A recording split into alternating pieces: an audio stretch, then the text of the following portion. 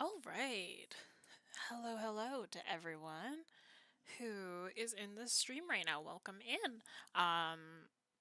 Today, what we are going to be doing is we are going to be going over composition. We've gone over perspective for the past 2 weeks. So we went over 1 point, 2 point, and 3 point. Oh, 3 weeks, sorry. So we've gone over perspective for the past 3 weeks. So now we are going to go into composition, which is kind of putting all of that knowledge together and then putting in all the knowledge of everything else that we've kind of gone over on this channel, and just kind of mashing it all together to learn how to do complete art pieces. But for those who are just joining, who've never been to our channel before, if you didn't know, our growing community is filled with tons of art nerds, and we art nerds have to stick together. So if you're an art nerd too, be sure to check the links to our social media in the description below. Oh, hang on. Oh, goodness. Sorry about that. If you're not nerd too, be sure to check out the links to our social media in the description below and check out our website for our class offerings because we're not just a YouTube channel, we're an art school too. So if you'd like to support us so we can keep making free content, consider supporting us on Patreon, where you can get access to tons of perks like my working files, critique sessions, and a huge discount on our classes that have a limited amount of spots. So be sure to check those out before they are gone. So, yes, hello and welcome to everyone who has popped in to learn a little bit about composition. Now, composition has a. What is composition? You hear it tossed around all the time, right? So, let's clear the air a little bit. So, what is composition? I'm going to do a little bit of writing before we actually get into the drawing. So, what is composition?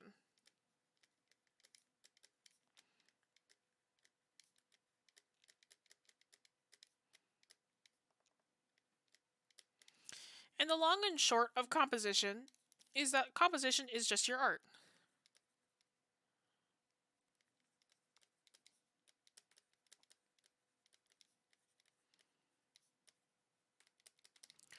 Right? So composition is literally just what you draw, right? Everything that is within your art piece is considered your composition. So it's the combination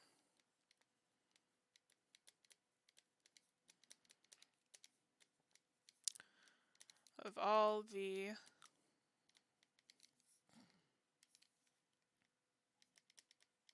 elements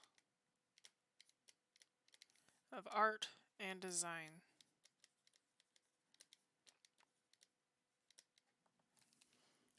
Right, so your composition is just your art in general.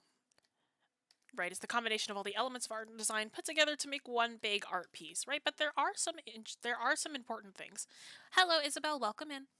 There are some important things to note when you're doing composition, right? There are a couple of steps, a couple of things that you want to kind of, pay attention to when you are working in your composition. So let's first talk about your foreground, middle ground, and background. Right, if you've watched our space video, we've already done this. Oh, wrong tool.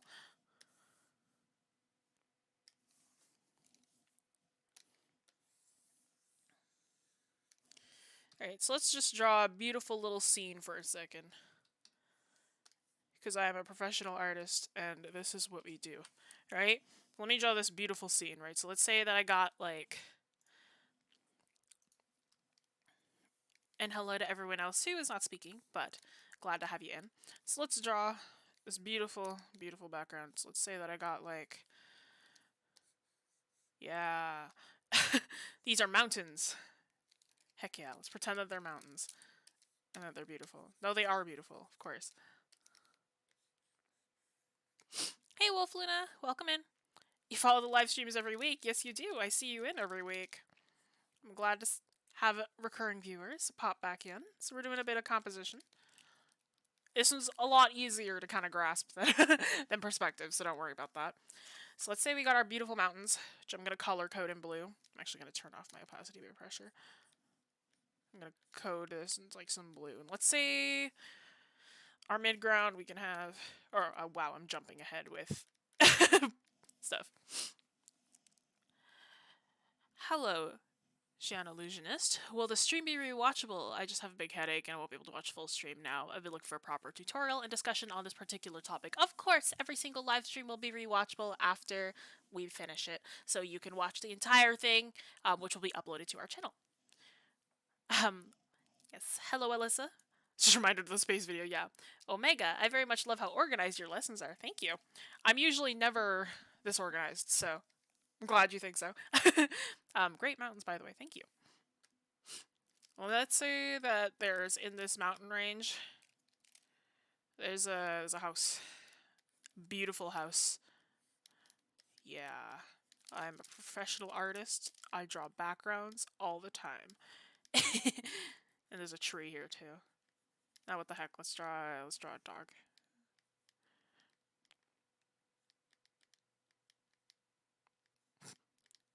A dog.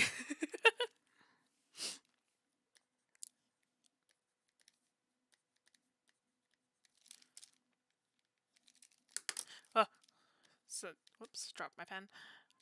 Right, and there's a house here. Right, mountains back there. Thank you. I'll put it on my playlist. I'll enjoy the video. Thank you for popping in. Hope you feel better.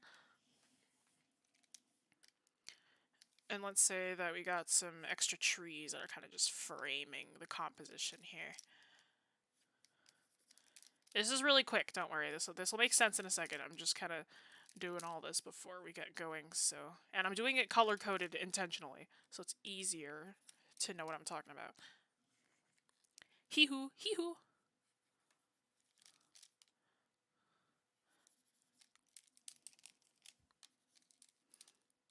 Welcome in the Ducky Show. As all my live streams go as well, if you ever have questions, anything that you want me to answer, I will gladly do that as well once it pops up in chat. Hello, Doodoo. Welcome in. Welcome back. Glad to see you again. So right now I got some... I'm actually going to enunciate these mountains a little bit more because they kind of disappeared in the back behind the trees. I got more mountains. Ever more mountains. Right? I actually might want to do that. Yeah, that might make a little more sense. Tries to make this absolutely gorgeous background more cohesive. Okay. So what we're looking at now, right, this is a composition. Think. No worries. So let's say that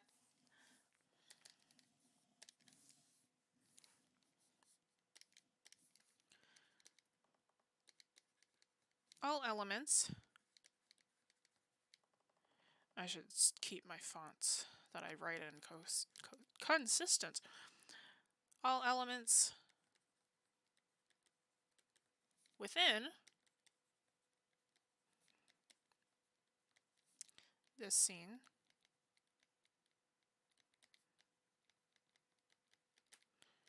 make up a composition.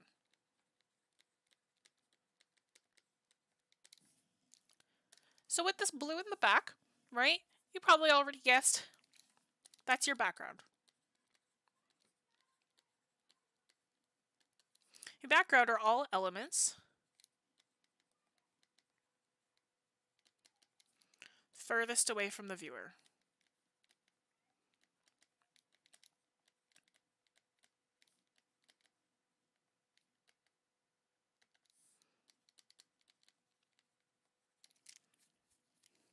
They're usually used to aid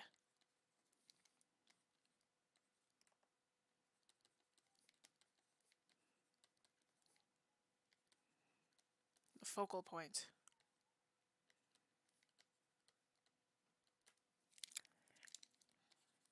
And composition.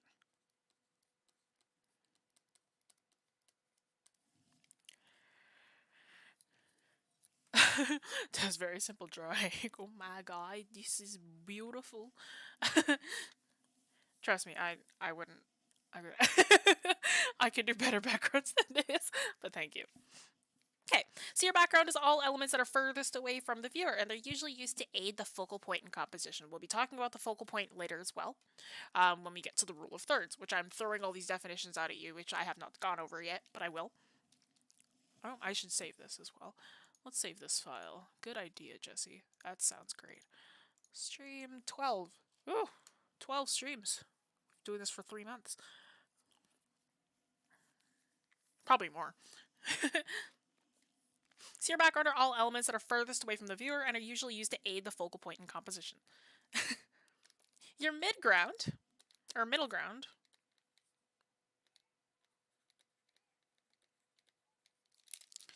my handwriting is not great today. I'm going to actually turn this off so I can save my fingers a little bit.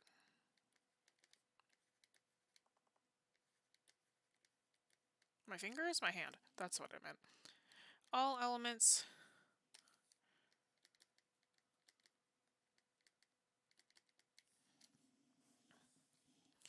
between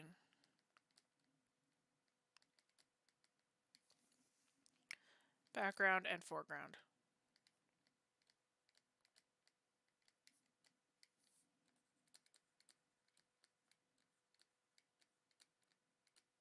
Usually is where... Are you using the G pen? Yes, I am. You can see which brush I'm using over the side here. Like with the whatever is highlighted blue, that's the brush that I'm using. Over on the left, bottom left. All elements between background and foreground usually is where focal point is.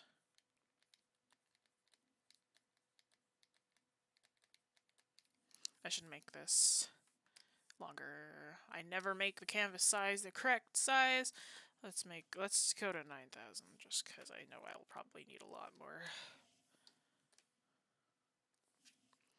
Yeah, I never make the thing big enough. Oh, actually, you know what I'm gonna do? I'm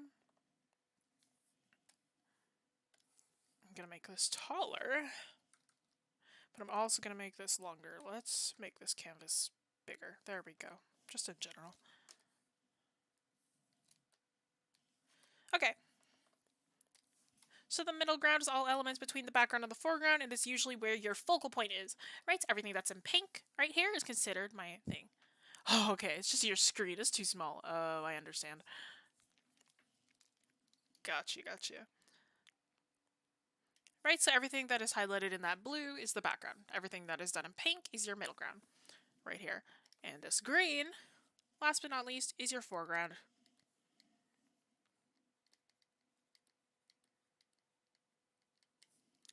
Right, so your foreground, all elements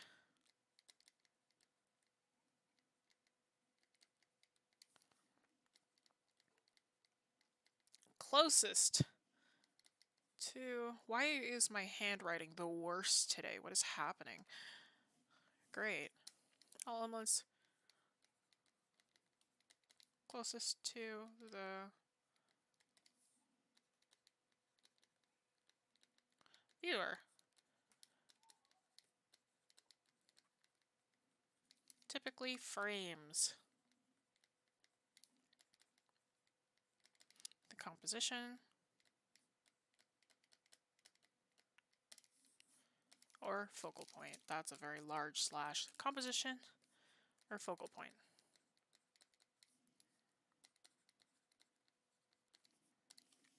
Alright, so your foreground, you notice the trees, they kind of, go around the entire composition, right?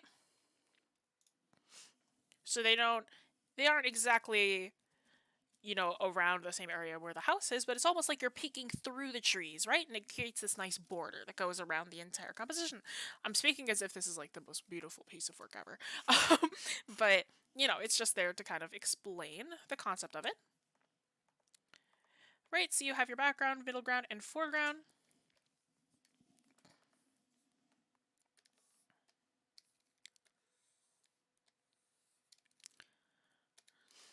And these are necessary for scenes.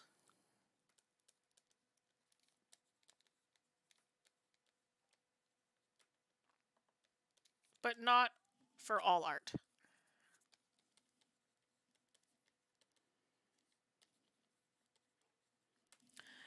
Right? So your background, middle ground, and foreground is only necessary if you have a background, middle ground, and foreground. Right? If you're drawing a landscape, you're gonna have a background, middle ground, and foreground. Right? If you're drawing like a house inside a room or something, or if you have, if you're in a forest, or if you're, if you're actually somewhere, you're gonna have a background, foreground, and middle ground. Right? But if you're just drawing like a character on a blank background, you're not going to have a background, foreground, and middle ground. You're just going to have positive and negative space. And I don't really want to go over that because you can just watch our space video for that.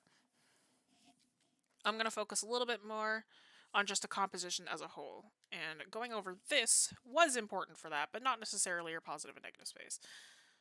Not quite as much anyway. And we have a better summarized version on our channel that you can already watch.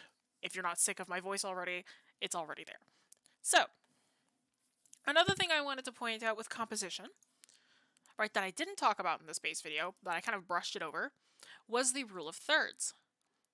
Right, so what's the rule of thirds? So I'm going to draw another thingy. So let's say I'm going to put these into a folder to start. Why is it folder 3?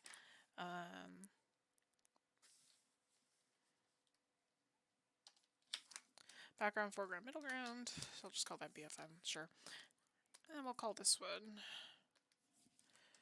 thirds. That says 3DS. Thirds. There we go.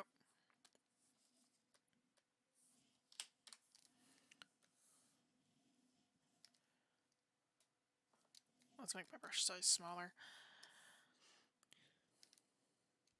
Alright, so let's say that I got my canvas here.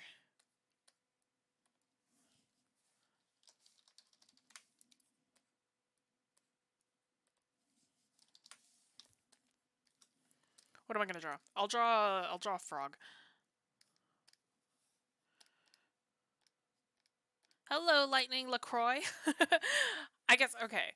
Here's what my dad always says, right? I'm drawing the frog for a second, so I can take a quick break. But Lightning, I know that some people, like when they refer to the drink, they say LaCroix, but like in French it's La Croix, isn't it?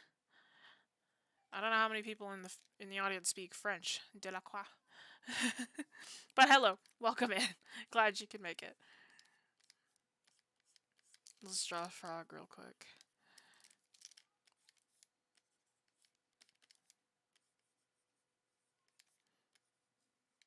Froggy, froggy.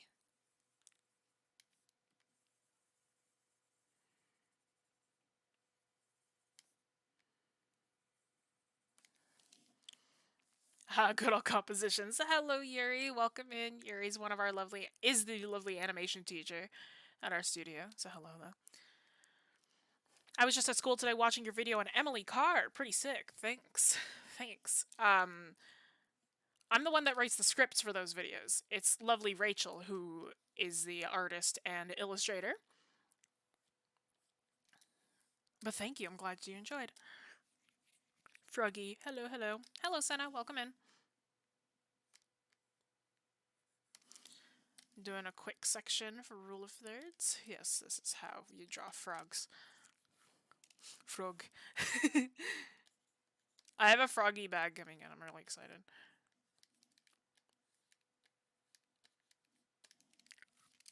So let's say I got my frog. I'm just gonna make it a little smaller.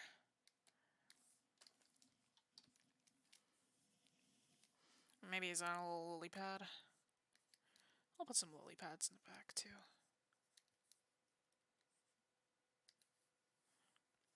I'll put couple things in the foreground for good measure as well. Cattails. Don't eat cattails. They look like water sausages, but you don't eat them. Don't eat them. That adorable frog. Yes. It's one chunky frog. Yeah, it is. It's the only way that frogs should be. Have you ever seen rain frogs? I love those things. They're so cute. Adorable. More frogs. More frogs. And there's the edge of the pond here too. So let's say that there's trees. Beautiful trees.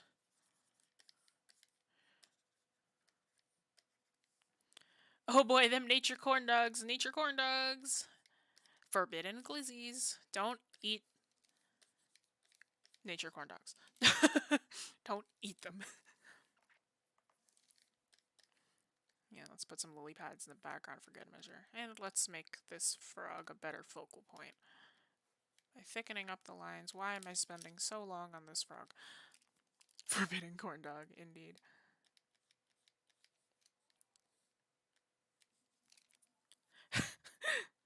He thick. He's squashy, squishy. Yes, look up common rain frogs if you've never seen one before. Actually, look them up after this video. Unless you could do it on the side and then just continue to listen to my voice. Alright. So we got this common rain frog. Right, so the rule of thirds. I promise I'm not going to ruin this. It looks like I'm going to, but I'm not. Thick lines, thick lines. It looks like I'm about to ruin it, but I'm not, I promise. So what I'm going to do is I'm going to draw a grid over this whole thing. Splitting up the entire canvas into 3x3 squares. Right, just like that. Glizzy.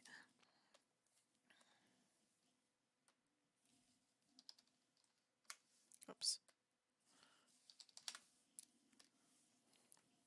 So your rule of thirds. Rain frogs look really grumpy. I love them. I wish I was a rain frog.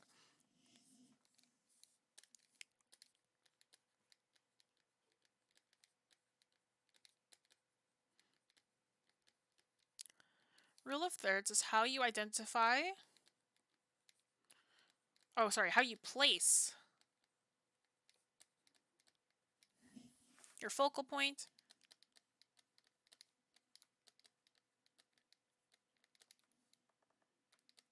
on a canvas.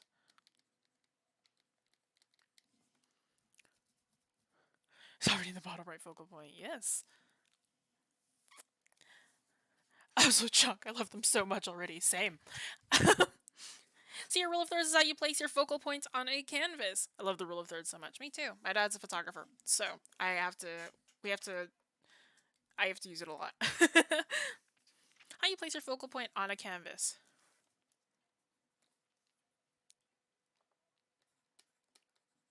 Using a 3x3 grid that goes on your canvas.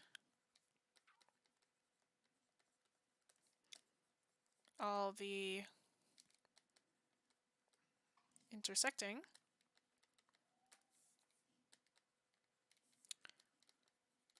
lines are where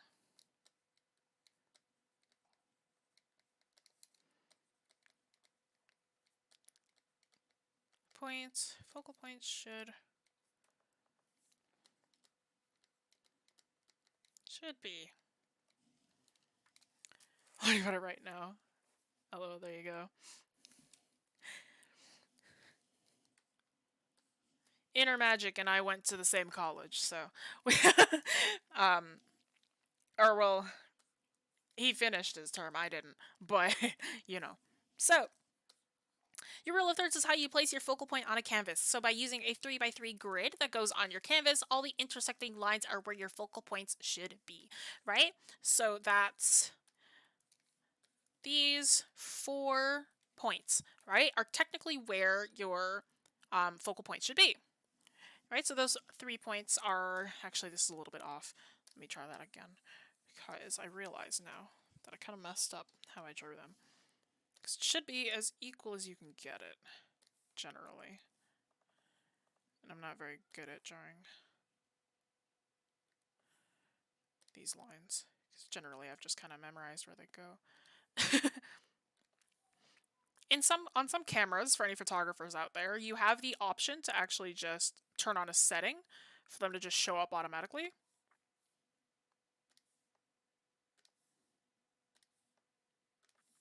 But you notice that my frog kind of hits 2 of those, right? So it's rule of thirded, right? So it's kind of in that rule of thirds. This actually should be more like here. There we go. Yeah, so he hits about 2 of those rule of thirds.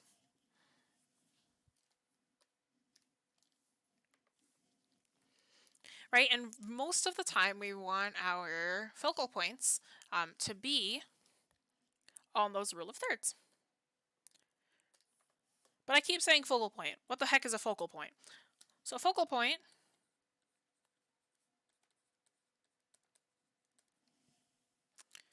What the frog do to you for you to cut it? No, no, no. This is the frog. He's in my sights. This means that he's in the right place. He's getting focal pointed. Oh, you're so right. Got it either way of using the rule of thirds on any photos makes anything look a lot better. Yes, it does. So what's your focal point? Focal points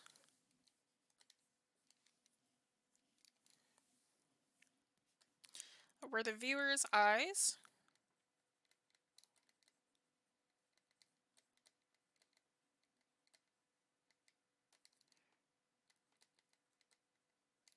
will go first.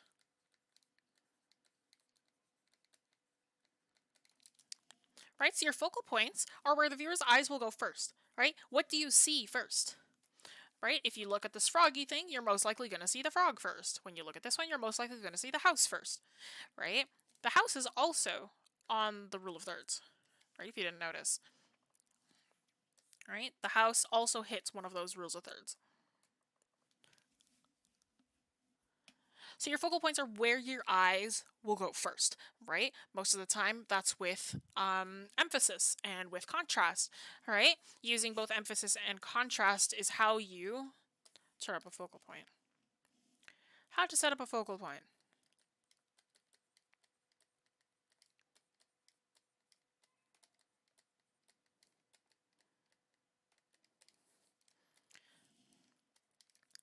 That's with rule of thirds.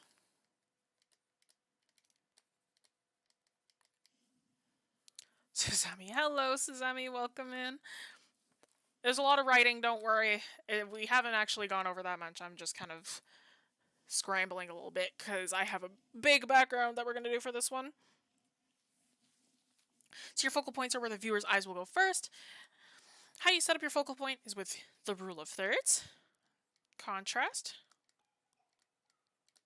and emphasis.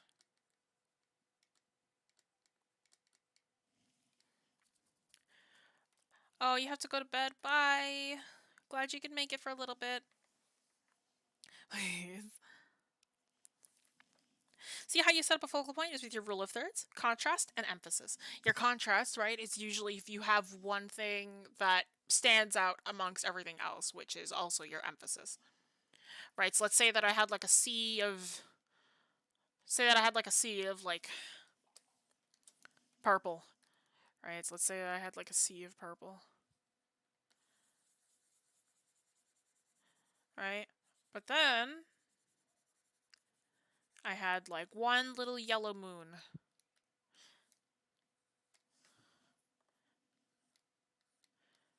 Right, so that's me using color for contrast as well, because those are two contrasting colors.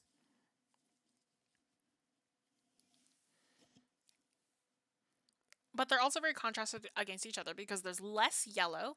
The yellow is emphasized because there's less of it, right? That's that contrast, right? You can kind of see that popping out in your eyes. The first thing that it goes to is that moon. Maybe if I added some more stars, but I made them kind of a light purple.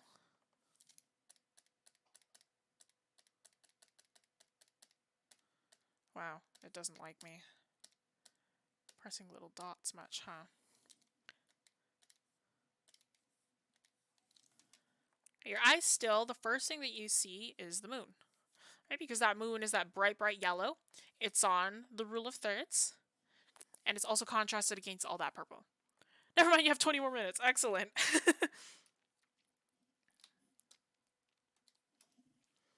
But these are kind of the main things that I like to think of when I work with a composition, right? Your rule of thirds kind of determines how you place your objects, and the background, middle ground, and foreground determines how you lay out your objects to make the composition a little more successful, right? Where you should put certain elements, because your background is usually what is used to aid the focal point in composition, so it shouldn't take away from your focal point. Your background is there to assist, right?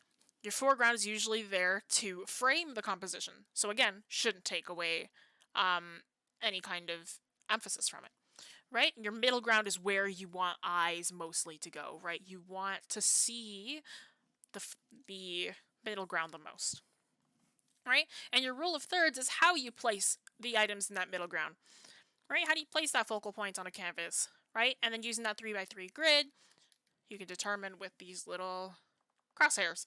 And then what is your focal point over and over, right?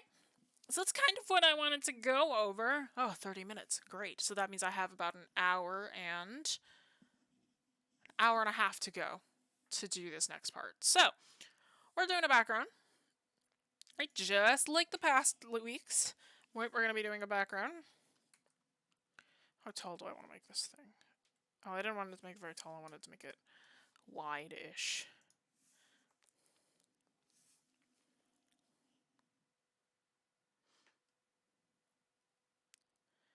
Can you use a drawing tablet on MediBang? I am using a drawing tablet right now. MediBang is both a desktop and a mobile app.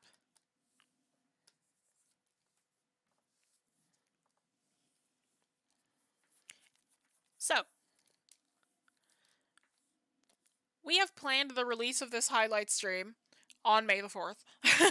So, if you didn't know, all of our streams get turned into stream highlights later on down the line. We have a schedule planned for which videos get released when. So we have a schedule for when this will be released, which is going to be on May the 4th.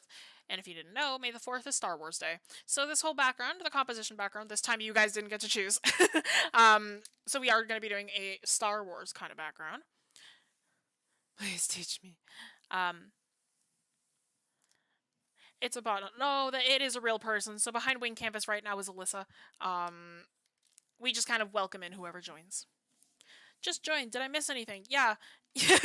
You kind of missed the whole lesson, but it's okay. We're just getting into drawing the actual background now.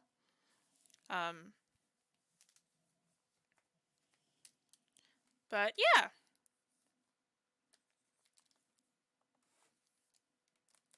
Is it possible to access the files that you save, not the working files, unless if you join our Patreon? But if you would like to have the JPEGs, you can join our Discord, because we do have a Discord where you can download all the JPEGs of the files that I create.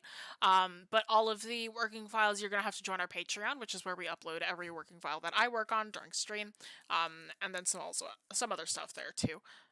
But yeah, so if you want the JPEGs, you can download this, join our Discord, download it, it's free, it's yours. So both this and whatever final that I come up with for the Star Wars background, those are the two that we will be using.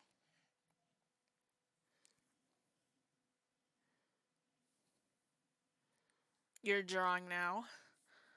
Good. It's good to draw.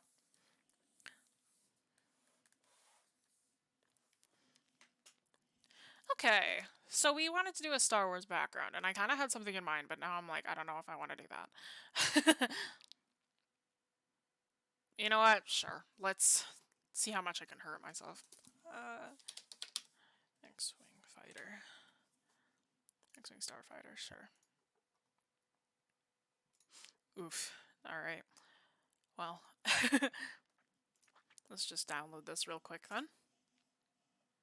I can't see it from the back, huh? Oh, well. Oh, yes I can. Here's an image. Oh, here's an even better image. And here's a fantastic image. Should I use this one? Sorry, I'm looking at references off to the side because I need to use a reference for this because I'm not good at spaceships. Okay. I found a good one. Where did it go? That's so annoying. I had a good one somewhere here.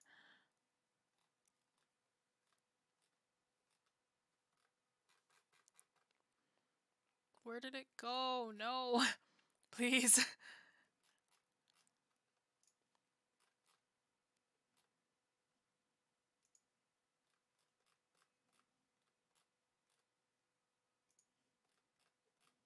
Oh, right. Here it is. I just wish it was higher resolution.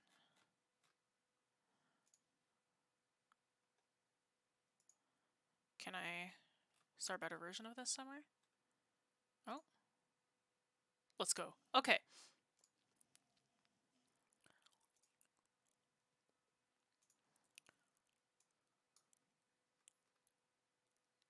I'm just saving this so I can use it. Because I realized I probably should have done this beforehand, but I didn't. So here we are.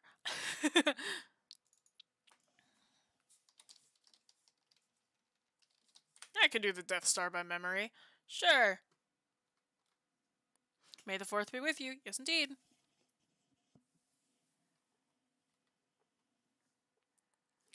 Okay. Oh, whoops. That's not the right thing I wanted to click. I wanted to click this one. There we go. Yes, we've had a Discord for a while. Ibrahim Kara, hello, welcome in. I'm just trying to pull up a reference. Because I can never get the right ones.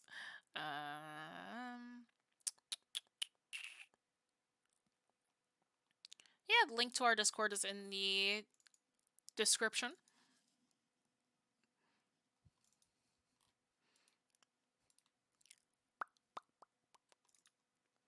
Nope, that's not right either. It was in here. There we go. There we go.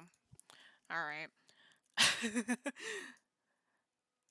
Now, if you've known me for any period of time, you know that I don't like drawing spaceships.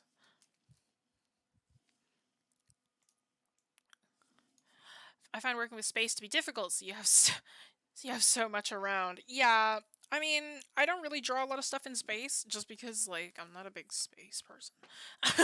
You'd think I would be, but I'm not.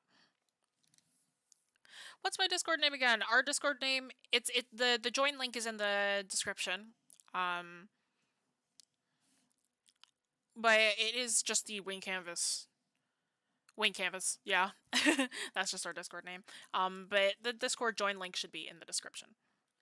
So let's say I'm drawing... Oh, I forgot to turn my opacity by pressure back on. So let's draw my Death Star in first. So this is actually... The Death Star is going to be my mid-ground, right? So let's say that we got my Death Star kind of here, right? I don't know how to draw the Death Star. Let's say, like... My dad's a huge Star Wars fan. He'd get so mad at me. Like, you don't know how to draw the Death Star? I'm like, no. It's just a circle within the circle, right? Thanks for your Jessie. Jessie, I'm your biggest fan. Thank you, Rachel.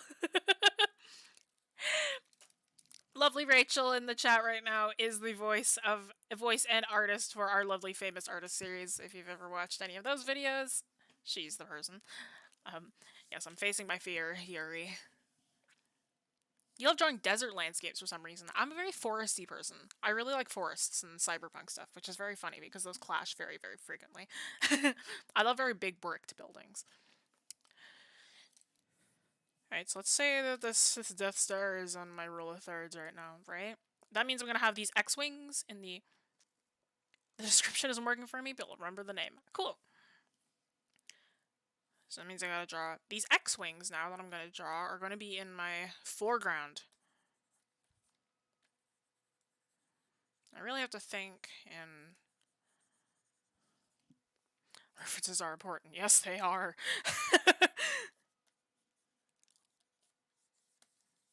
Let's pretend that I know what I'm doing. 100%, guys. Absolutely. I hate drawing spaceships, man. I can't... But I always love challenges, so this is like me, like, facing the one thing that I dislike drawing. Because I love everything difficult, but it's for some reason, it's just spaceships and vehicles that just get me. My students know this, and they're like, Jessie, can we draw a vehicle today? And I'm like, no, we're not. We're not doing that.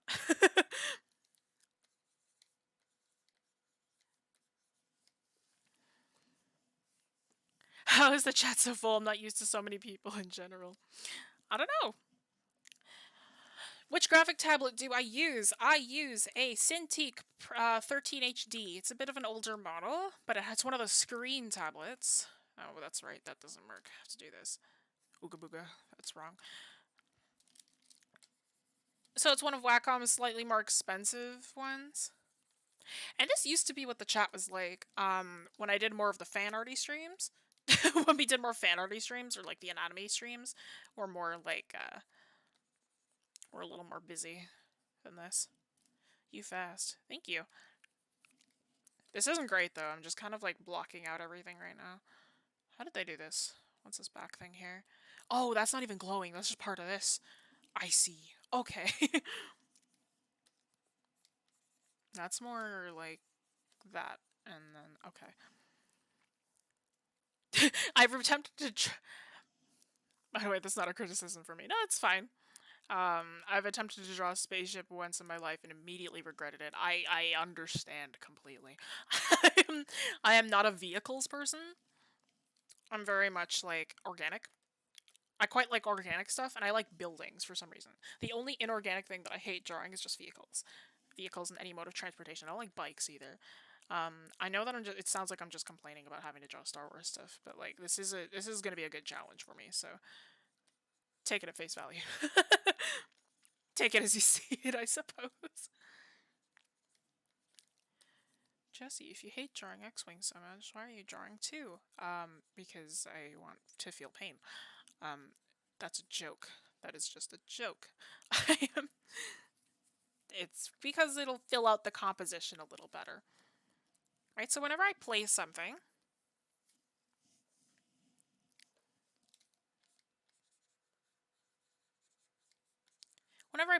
down, it is mostly just to fill in a composition a certain way.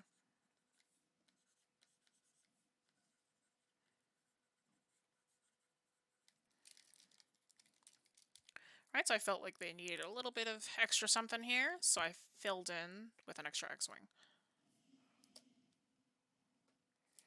So right now I'm using these X-Wings to frame my composition. Right? This X-Wing in particular is in my foreground. So is this one. Right? And it creates this kind of... It creates a frame around here, basically.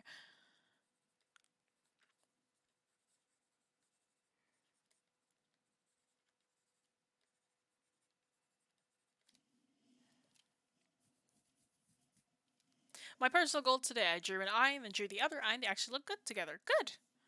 Fantastic. I'm glad to hear that. The tip that I usually give people when they're drawing eyes is that when you're drawing them in some kind of perspective, the heights will stay the same, but your widths won't. So make sure that they have the... So make sure that the heights of the eyes are exactly the same, but your widths might not always be the same. So if you'll notice here as well, I actually have both of these hitting the rule of thirds, right? So I have this one in the back here, and then also the Death Star over here.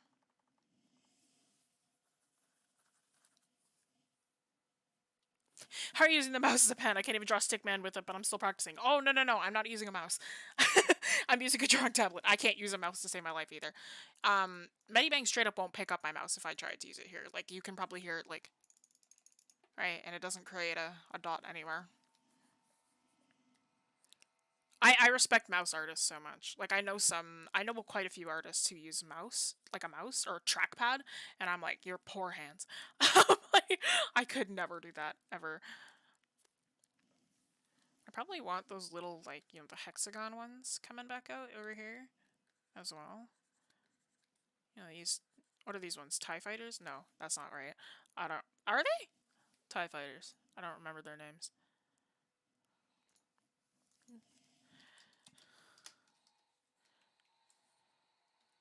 TIE fighter.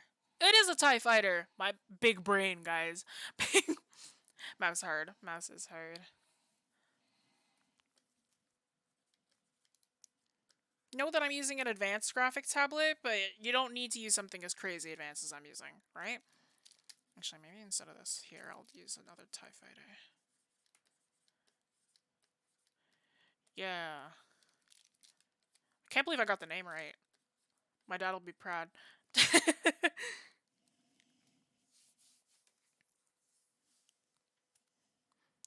I've never realized how important the rule of thirds is. It is. A lot of the times people don't. Space and the rule of thirds and all that fun stuff are things that people don't pay attention to very much, but it's incredibly important. You're deleting your MediBang Paint, bro. If you have another software that you prefer to use, you know, go for it. Technically, MediBang isn't my program of choice. I prefer Photoshop.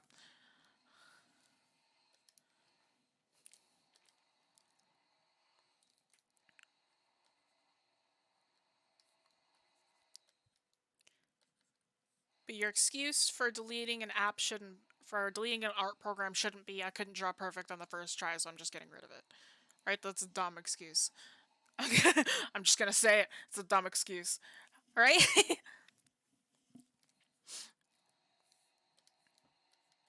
It takes a while to learn how to use programs. Okay, I'm gonna move on to my second sketch pass because I kind of have my... I want to color this one, which is why I'm like, I don't want to spend too long on the sketch this time. But I'm also gonna line it, so I mean, I'm gonna spend a while on the planes themselves. Can I change the hue of this? Yes, I can. There we go. I want more pink, so I can use blue for the... So I can use blue for the second sketch. Okay.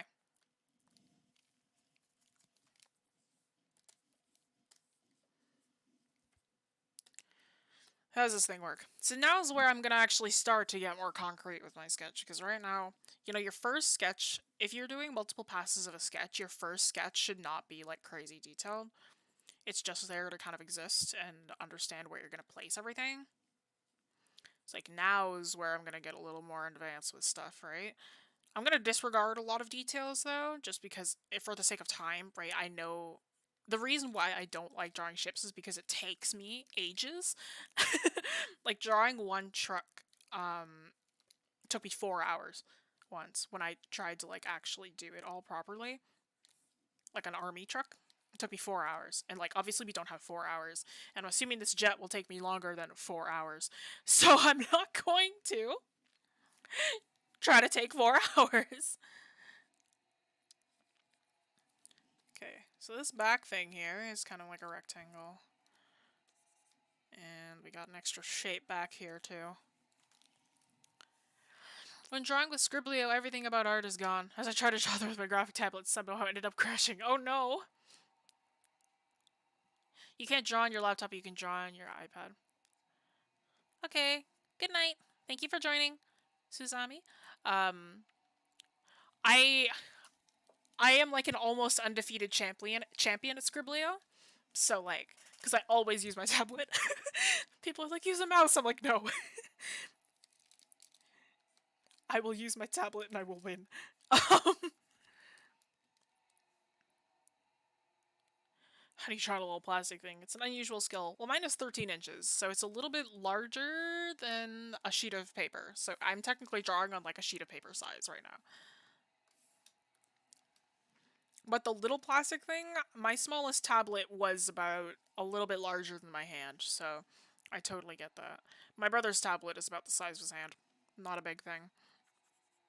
It's like, I tell him he can use my backup tablet, the Intuos, or it's my dad's backup tablet, which is the Intuos. Like, he can use it, but he doesn't want to because he don't like the texture.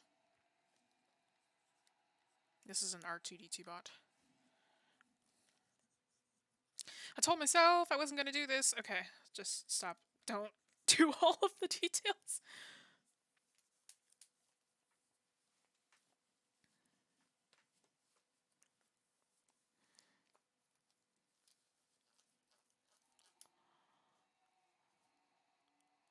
I'm reading the chat, I don't know what's happening, but can I draw memes? I suppose so, but like I don't do that right now. I use Photoshop, so if I ever wanted to make memes, I just Photoshop my memes. Easier. No, I haven't made a meme in a long time. Just because I don't bother to. I have a job, I need to focus on that.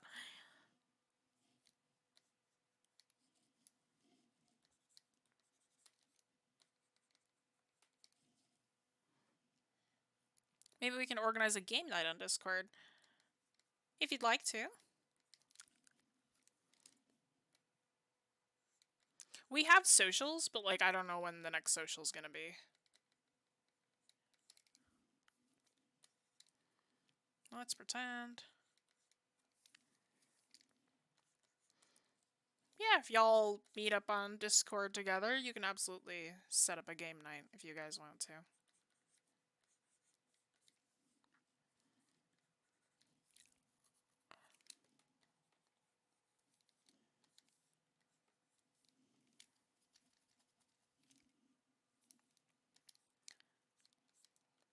Most of us at the studio just end up being really busy all the time.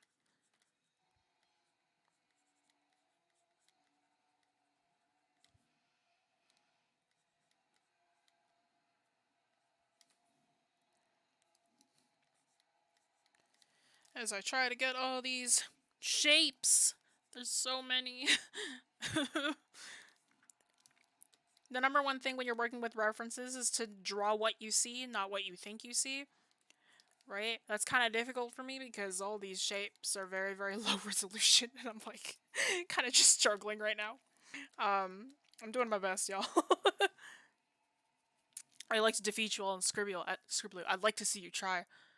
Huh? I've only been beaten once. Don't, don't test your luck.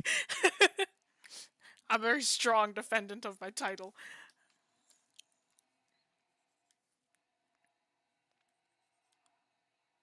I haven't played in so long, though. So I'm probably rusty, and you'll probably beat me. But I used to play all the time with my friends. When I had time to do that. Okay, what's happening here? There is another wing that goes this way. You can draw okayish foxes with a mouse. Nice! I love foxes. I already talked about fennec foxes last week, so I'm not going to do it again, but I love fennec foxes.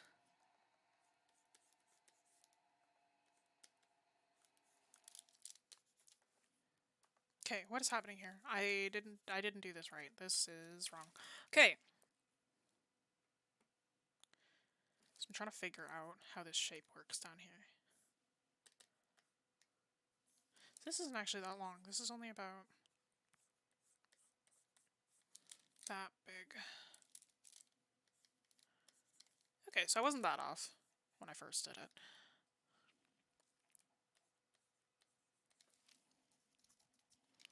There's a second one down here, though. That should be going that way, sort of. Yeah. Yeah. I'm sorry to any Star Wars fans. I'm like... I like Star Wars, but I'm not, like, a ginormous fan of it. So, like... It's like, I know what some of them are named. But, like, I'm not obsessed, you know what I mean? My dad likes to watch the prequels to torture us. He hates them too, but it's like, he's like, guys, look, it's the best movie on ever. And then all we see is like, Master Skywalker, what are we going to do? Anyway, those movies are really bad. And this kind of goes like that. I'm also trying to keep foreshortening in mind as well when I draw these tubular things. As I was there, we talked about the fennecs. Cute creatures. Yes, they are.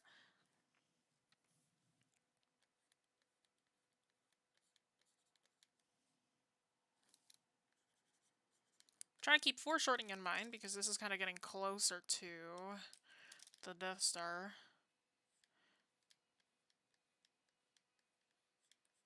So I'm trying to make it feel like that. It is getting closer. What is this thing? What's happening here? Oh, it's like a gun barrel. I know how to draw those somewhat. So I'll fix it later. That's what cleanup is for. And this kind of has a pattern like that. How many is that? 5. 1, 2, 3, 4, 5. Okay.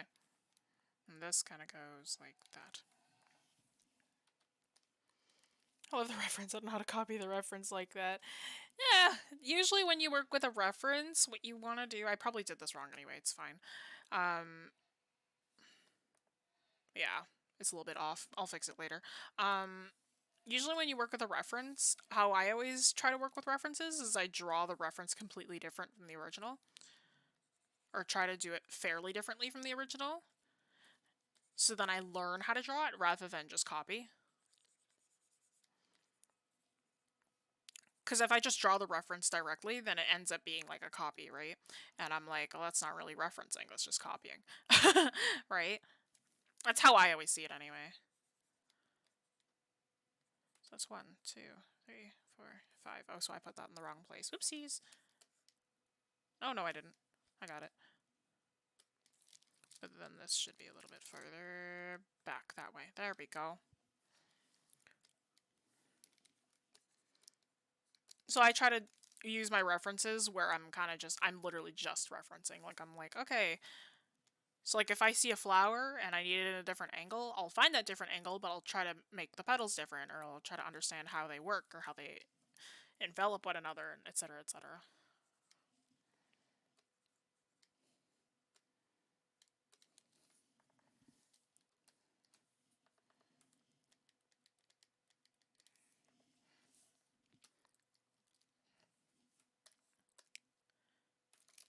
One thing that I'm doing that I don't think I mentioned is I am using leading lines. Now, leading lines are from our very first Elements of Art video, also voiced and edited by me, where I talked about how leading lines can be used to emphasize a focal point, right? And that's what I'm using right now with the X-Wings, right? So I'm making sure all the X-Wings are pointing towards the Death Star. Right? So your eyes kind of immediately are drawn to the Death Star.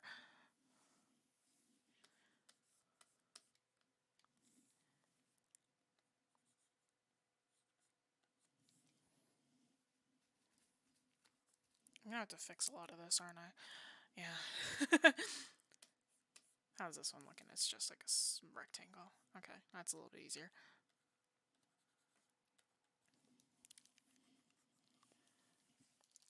And then I got another one over there. Okay. Me struggling. Struggling noises.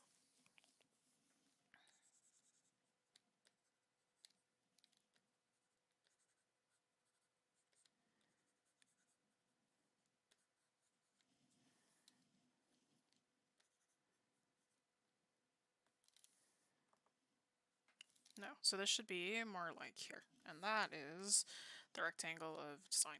Yes. And there's a top thingy, then a back thingy, and then the R2-D2 bot drone. And that, more designs back here, octagon. That's not an octagon, that's a hexagon. I think that's a hexagon, whatever shape this is. Certainly not a circle. It's more like, it's actually more like a pentagon. It's kind of like, or whatever shape this is. There are some hard edges though, and that's what we're focusing on.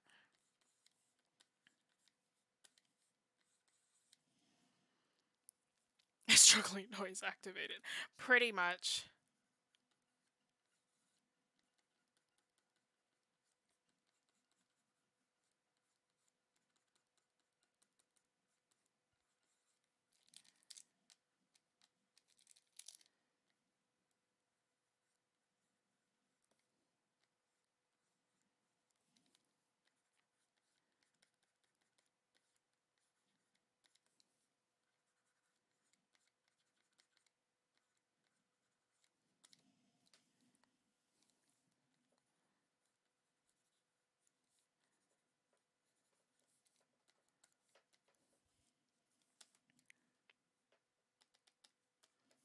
Alright. Sorry if I ever get really quiet for extended periods of time. That's me just kind of focusing because I'm like, especially with something like this, I'm like, I'm like struggling really hard. Okay. So there's a couple of lines over here as well. These are probably just connectors. Again, when you're working with a reference, most of the time you want to try to understand what you're drawing as well, and that'll help you draw the entire thing overall. Right? Because there's a difference between using a reference and understanding the reference. Because anyone can copy, right? There's a difference between understanding a reference and actually referencing it. It's too professional to be a YouTube tutorial. Thank you so much for putting the time and effort into your videos. Oh, thank you. I don't think this is professional at all, but like if you... Thank you for thinking so. I think I'm just hard on myself. But I'm glad that you enjoy. I do enjoy streaming, so thank you.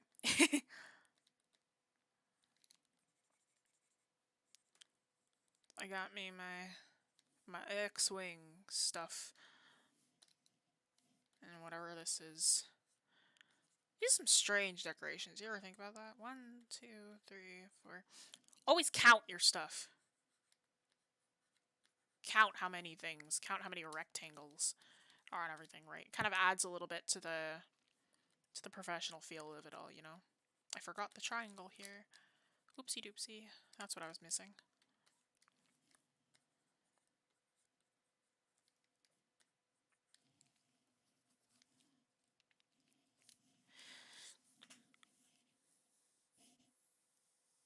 Usually watching this stream is pretty calming. Ever since evening, somehow I feel a little sick, but really don't want to miss stream today. I miss it too often. Aww. I'm glad you joined in, but please prioritize your health. I hope you feel better overall.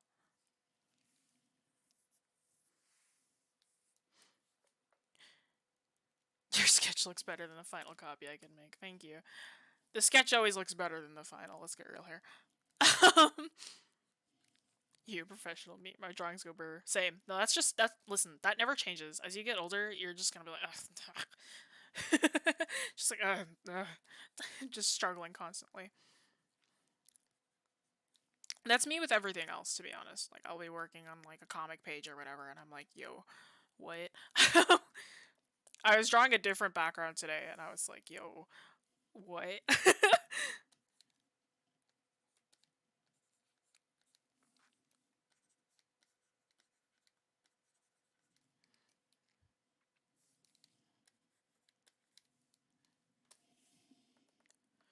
Ugh, ships. I'm so bad at these. I'm like, ugh. Yeah, I hope you get better. What's the word? Like, you're sitting in the car for a long time, belly feels strange, throwing up, not a thing. Oh, that's car sick. Yeah. I don't sit in a car, I sit in my room, you don't know the word. It might just be motion sickness, because that if you move around too much, or just having a stomach ache. Usually how, in my family, what we do when we have stomach aches is we have chamomile tea. So we usually have a tea or something. That helps. Vertigo's a little bit different. Vertigo is when you stand up and you're really, really dizzy.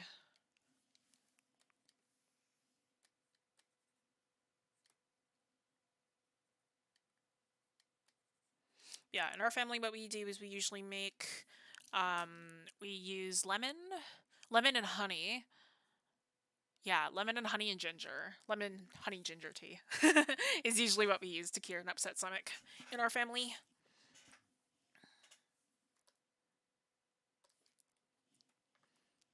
Okay, I guess I have to look up a reference of the Death Star. And I'll keep these TIE fighters up here too. I'm actually just going to download one of these. Alright, let's see. Oh, I spelled it wrong. It's T-I-E. I spelled it T-A-I. Whoopsies. And Death Star. I don't need a vector. I just need to... Oh, okay, I didn't get it that far off. It's just a circle with another circle in it and a lot of lines. I'm not going to add all those lines, by the way. I'm just going to... Okay.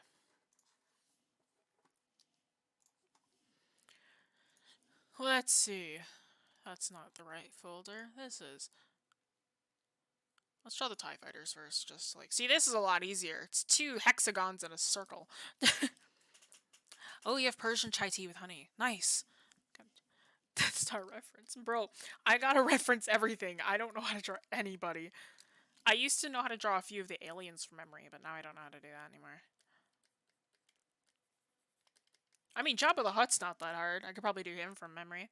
Oh, I know how to draw Baby Yoda from memory because I had to draw him for a school assignment. And for the longest time, I didn't watch The Mandalorian at that time, and I hated Baby Yoda for so long because I was like, I hate drawing him because I had to do it so many times, and I had to model him and I had to animate him, and I was like, this is so dumb. I hate this, right? And then I finally watched The Mandalorian, and now I love Baby Yoda. I know his name is Grogu or whatever, but like, I'm not gonna call him that. I don't know why they named him that. I know it's an alien movie, but still. Or it's an alien show, but still.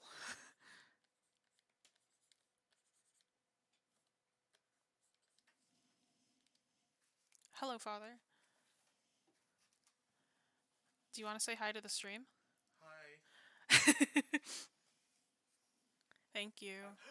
TIE fighters? Yeah, it's for Star Wars. Star Wars? Yes, Father. See, I told you he was a Star Wars fan. I know how to draw Chewbacca, big furry dude, 2 black eyes, oh face. I understand. Me too. It says the stream. Oh, everyone's here. Hi. Okay. Hi, say hi to my family. Well, it's gonna be a lag, but still. Hi. Hi. No, they can't see you. They can just hear you. Oh, hi.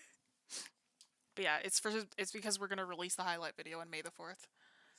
So we're doing the Star Wars thing. I'm very bad at drawing X-wings, but I'm It's trying. good. Thank you. TIE fighter's good. I'm trying my best. She's trying. Get out. What? Yeah, now you gotta get out. Huh? Both of you have to get out now. How do we both have to get out? I like Be- the Death Star. Thank you. I haven't properly drawn it yet, but thank you. Just close my door, please. Thank you. Say hi to your dad for me. He's amazing. Cool. I'll tell him you say hi. So that was my family. Jesse's family, yeah. My parents just got back from getting vaccinations, so slowly our whole family is gonna be vaccinated, which is great. But yes, my dad is a huge Star Wars fan. He has a giant Lego. Well, first of all, he has a bajillion Lego sets. He has a bajillion Lego sets for Star Wars, though. He has the one of the walkers, like a giant walker guys. You know those guys that are like looks like a giant hexagon, and then like the legs. That he has one of those, and it opens up, and he has a Star Destroyer as well. So he's got a lot of Lego Star Wars stuff. So I see it all the time. And this is just a circle here. Okay, there we go. Now he brought me Tim Hortons, by the way. That's why they walked in. If you're not from Canada, you don't know what Tim Hortons is. Probably it's a coffee shop. You got mine last week. Oh, congrats! I'm not in a high risk area, so I can't get mine just yet. But I want to very badly. This is wrong. This is not in perspective. Yeah, it's not. Okay, let's fix that then. Oh, actually, it's 5:07. So, for those of you who have never, we got a lot of questions about our Discord. But for those of you who have never been to one of our streams before, if you've never popped in here, we are not only a YouTube channel, but we are also an art school. So I am one of the lovely teachers, lovely Alyssa, who's behind the Wing Canvas channel right now. It's not a bot, it's the Wing Canvas. It's an actual human. So lovely Alyssa is also behind there. She's one of the instructors as well.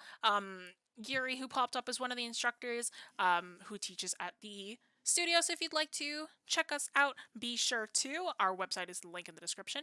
And like I mentioned, we also have a Discord, but we also have an Instagram, Facebook, Patreon. I'll mention Patreon. But we also have a Discord, Instagram, and Facebook. Discord is where I post up the final JPEGs for all of my works. If you would like to check those out, join our Discord to get the final file for this, which will be all colored and lined and everything.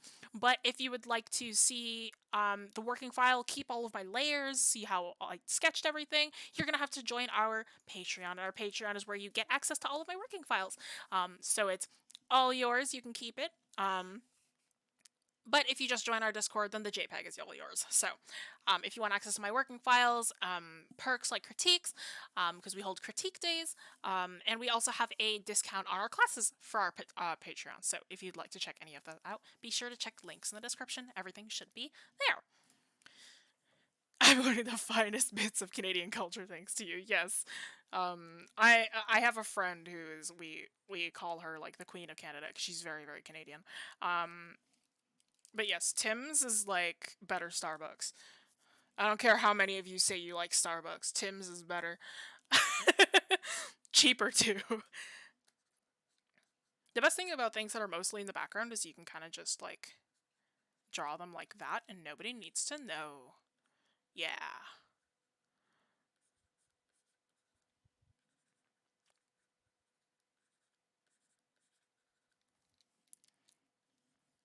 Whoa. Hello, Aaliyah. Welcome in. Yes, so the reason why I'm doing a Star Wars background is because we're going to be posting the highlights video on May 4th, which is Star Wars Day. May the 4th be with you. So that's why I'm doing this kind of complex thing. I told myself I wasn't going to do something complex, but here we are. Actually, I think I was told not to do something complex, but here we are. 100% right, Jesse. Yes, thank you. I'm glad we can agree. I don't know. I don't care how many of you say it. Starbucks is better. It's false. They're lying to you. Tim's is where it's at. Okay, and now I can use my reference of the Death Star. Because I don't know how to draw this thing. I mean, it's not that hard. It's a Death Star. It's a circle with another circle in it. You've got a medium, not fancy names like Venti or something. Venti is a large, I believe. Right? I don't know. I don't order from Starbucks much. Whenever I say medium, they sneer at me. So, I mean, I always feel sad when I go to Starbucks. Okay. It's like a smaller circle within this big circle. And then there's another small circle in there. And then just a band that goes around it. Yeah, it's not that bad. It's just a sphere, really. Okay. Now I can get to the lining. Always complex. Yeah, I just make my work hard for me, I suppose. Now I can get to the line work. Now here's where I start to clean up everything. And like I say for everything, like I say for everything, when you are working with your line work, right, your lines should be there to not necessarily trace what you've already done, but to correct it. Right, so let me pull up my reference of my X-Wing again. Where'd it go? There we go. Let's flip that again. Good grief. Low resolution. Let's see if I burn my tongue on my Tim Hortons coffee.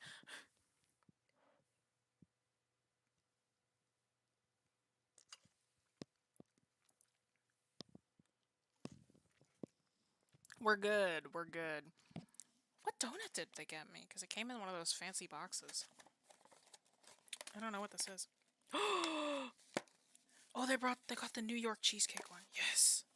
Excellent. I'll eat that once stream is over. Okay.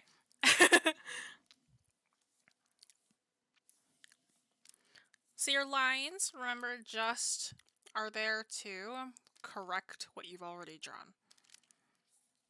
Right? So they're not necessarily there to trace. Your lines are there to correct everything. Add extra details, maybe just draw in some extra stuff, right?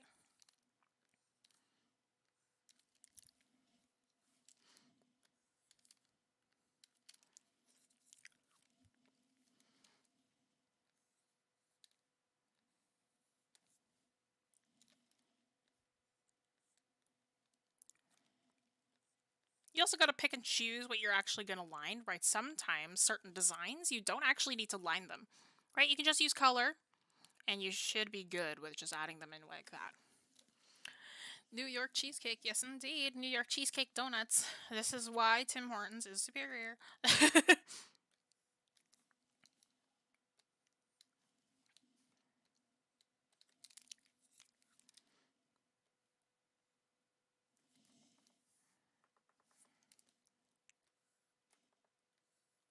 I do miss the sea salt caramel ones, though. Sea salt caramel donuts.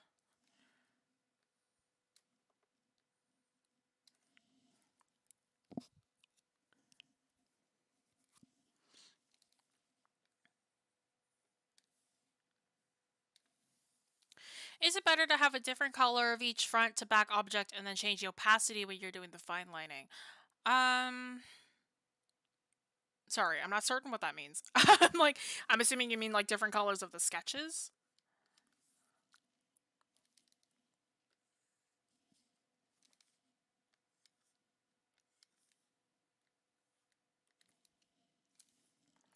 This is feeling incorrect. I feel like I've done this wrong. Or I'm just changing the perspective altogether.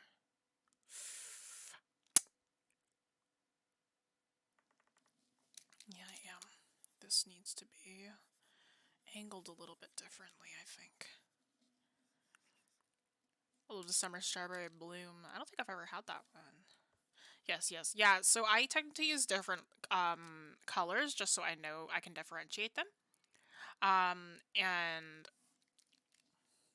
yeah, so I tend to use different colors of the sketches just so I can differentiate them a little bit better. Because most of the times, unless if it's like a really intense background, most of the time I just use like one sketch layer and then I just go straight to lining. But like for my comic pages, I tend to just use one sketch layer. But when I'm doing something a little more intense like this, I do need that kind of differentiation, especially when I'm cleaning up, right? So it's a little bit easier for me to tell what I've done and what I need to do and stuff like that. So could you just do one color? Technically, yes, but like it's a little bit harder to see. So I tend to use like less intense colors for my first initial sketch, and then the colors get darker in value or whatever as I proceed to something a little more clean. And there should actually be a back window here too. I'm trying not to include too much detail with this, because if I do, then it's like I'm gonna be here for hours, and I don't want that to happen. Because I want to color this, like I said, so I'm like, I gotta, I gotta speed it up. So normally, I suppose, it's like I just, like normally I would turn off my my correction if I'm working with, if I wanted to go faster, but I don't have enough confidence with machinery. So I am working with my correction. I know there's like little droids in the back here, so I'm like, that's the only thing that I know.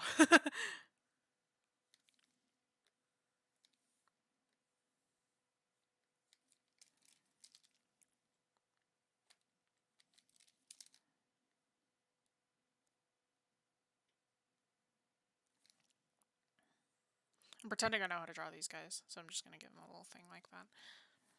Because I can't be bothered to look up another reference. And there's all this here too. How am I gonna... Because I gotta simplify that.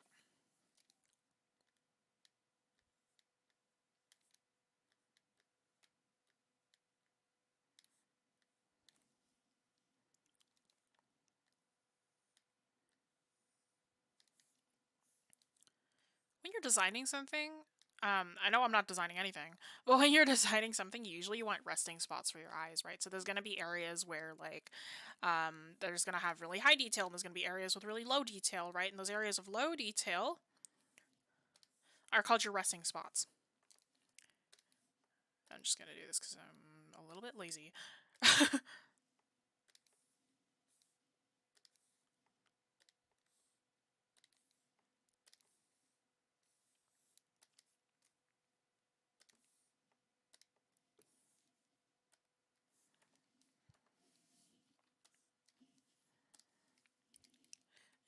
The areas that are like your resting spots are necessary for the viewer to like kind of be able to tell what's going on, right? Because if you have too much detail, then it feels like there's no detail there at all. Right? That's on my like what, third day of college, that's what my professor told me. Like I'd drawn this really detailed dragon, and he was like, you kind of have too much detail. And I was like, what do you mean? He's like, well, you know, when you draw a lot of detail, it's like it's almost like there's no detail there at all, because then it's like you're overloading the viewer with whatever you're drawing, right? And I was like, oh, you're so right. So I fixed it, and I got like a 90 on it. But yeah.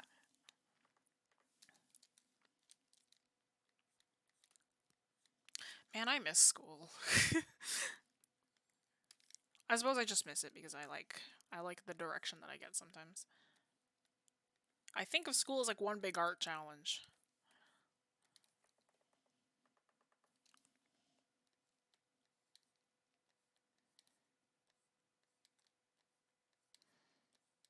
I suppose it's like I miss school, but I suppose I was just, I wish that I took different classes, I guess.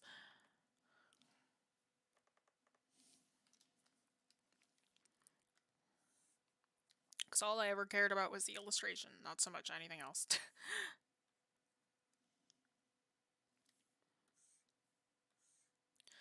So I'm just simplifying all of the elements that I see here. I miss people, yeah, that too. It's gotten to the point where I went to like go get groceries or something, and I saw somebody that I knew for like 2 seconds. We said hi, and I was like elated for the rest of the day. I love school, love to learn, yeah. It felt good to learn.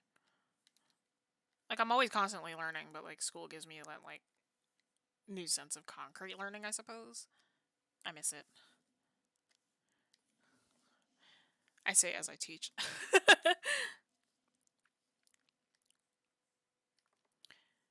So I'm just trying to oversimplify some of the details that I see here, right? Because there are details back here, but I don't want to spend forever on them. But it's appearing as though I need to. because there's so much here. I may just fill in a lot of this with color instead of actually lining it. Trying mechanical things give me anxiety, yeah, same. And yet here I am. I'm facing my artistic dislikes at the moment.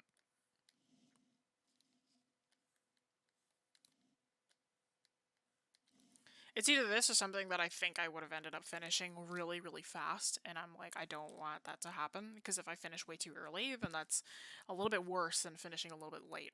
So I'm like, you know, I'm trying to take up time mostly, but I think I've overestimated myself, or I've underestimated myself. No, that was right. Overestimated myself. Oh, same, yeah. That's so funny because, like, game arts is like 90% mechanics. I swear I was taught 90% mechanics, and I was like, I think that's the only thing that made me somewhat more confident with drawing mechs. Like, I don't hate mechs. Like, I just dislike drawing vehicles. Like, I can draw a mech just fine. It's gonna take me forever, but I like that challenge. This one just feels like I'm getting it wrong if I do it wrong.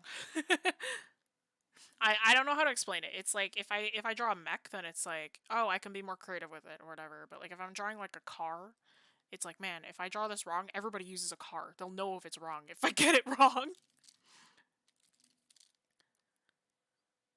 So more fantastical robots, I suppose, I tend to be more okay with. I'm definitely doing this wrong. Yeah. It's okay. This is what Control T is for. So the lovely thing about digital art is if you mess up somewhere, and you kind of need to, whoops, you kind of need to quickly fix it, you can kind of just push and pull everything until you get what you want to fix, right? The only thing is that I don't have the option for liquify, which is what I usually use with Photoshop. If I really, really mess up and I need to fix something. But I'm not using Photoshop, so I can't have that option. I gotta work with what I got. Alright, before I spend forever on that, I'm gonna move on to the next bits. Which is the rest of the ship, which shouldn't take me quite as long. It's literally just that back piece that takes forever. I don't get the mechanics of that.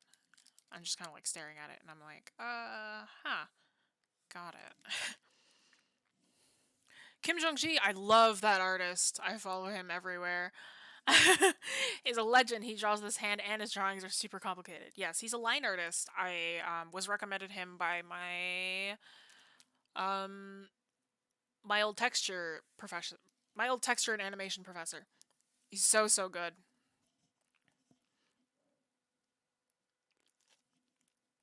Because I said I really liked line art, and he was like, "Oh, you'll love Kim Jong-ji," and I was like, "Who's that?" And he showed me his profile, and I like insta followed. He's so good. But yes, I know exactly who that artist is. Pretending that I know what I'm doing here. But yeah, it's all so complex. All done with marker and brush pen and all that. Crazy stuff. The amount of skill that you need for something like that, so like crazy. my brain instantly was like, I'll never get on that level. Like, I can't say that. That's too pessimistic, but you know. Maybe one day, but right now I'm definitely not there.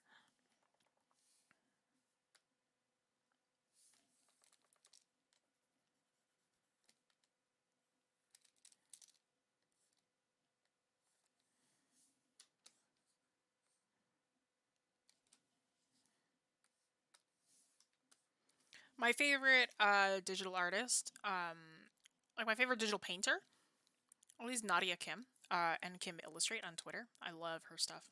She's so, so good. She does mostly foliage though, like foliage and characters and backgrounds and stuff like that, and I love that sort of stuff. It's Nadia Kim and Kim Illustrate. I love her work. I love Yume. I love Busagi. I have a lot of artists that I really, really look up to.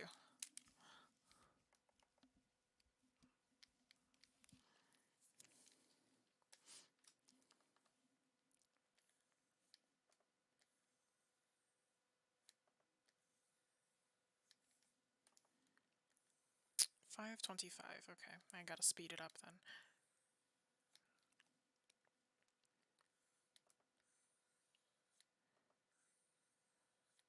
Worst comes to worst, I'll just do this in black and white. Like, like I wanted to color it just so then like I could kind of show focal points and whatnot. I'm actually just gonna leave that. I'll do that in color or in post. Like I'm probably gonna go overtime regardless, but.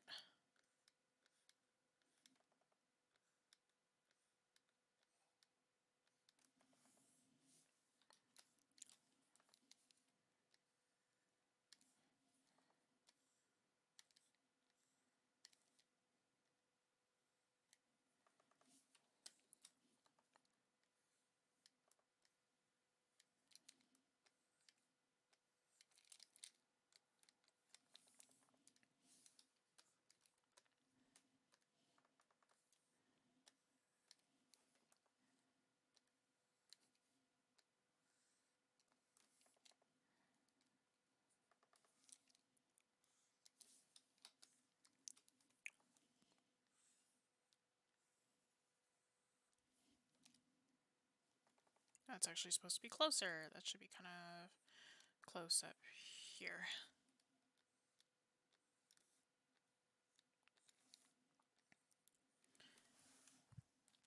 Especially when it comes to these lines, one thing you might notice me do is that like my line weight constantly changes depending on what I'm drawing, right? That's called my line art hierarchy. That's what I've dubbed it. It probably has another name. But depending on what I'm drawing, right, my lines are thinner or thicker. Right, so details tend to be a lot thinner compared to the larger bits, the more front-focused bits. Or the more silhouette-based bits tend to be a lot thicker in line work compared to the details, right, which are very thin, right, because you're supposed to focus more on the silhouette portion of the ship compared to the non-silhouetted portion. I am pretending that I know what I'm doing in terms of these lines. I know what I'm doing with composition. It's the lines that I don't know what I'm doing. Sometimes references are just very confusing.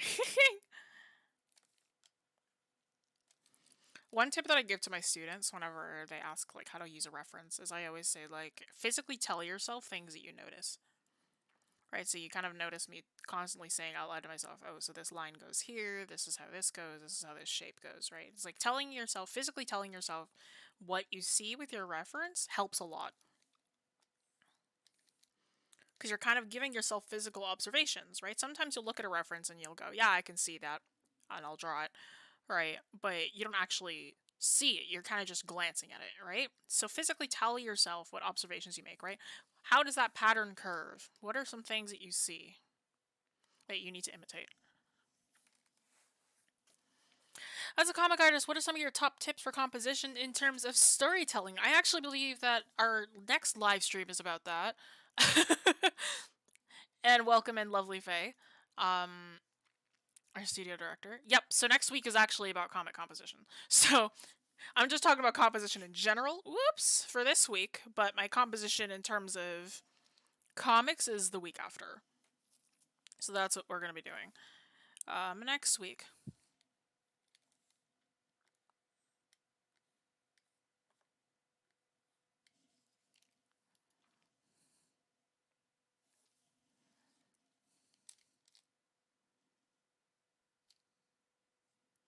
Because right now, it's just going to be composition in terms of, you know, full pieces.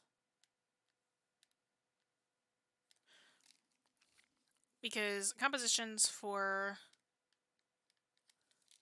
a comic is a little bit different compared to a composition for just a background. Because with comics, you got to think of some other factors. So I'll go over that. We'll go over that next week. You'll definitely join next week. Yeah. I'll be talking a bit about my own webcomic as well. So Self-plug, I suppose. Oh, wait, next week, yeah.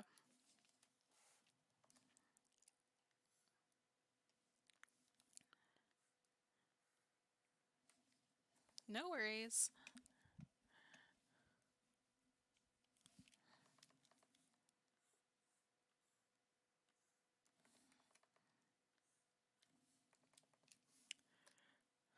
Ugh, so many details. I told myself I wouldn't do this.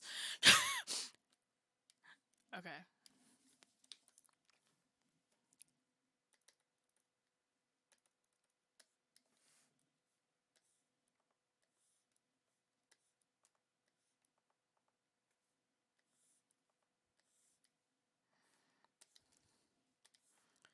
Sometimes your straight lines just have to be drawn with the line tool. Especially when it comes to, you know, digital work. Your line tool's there for a reason, man.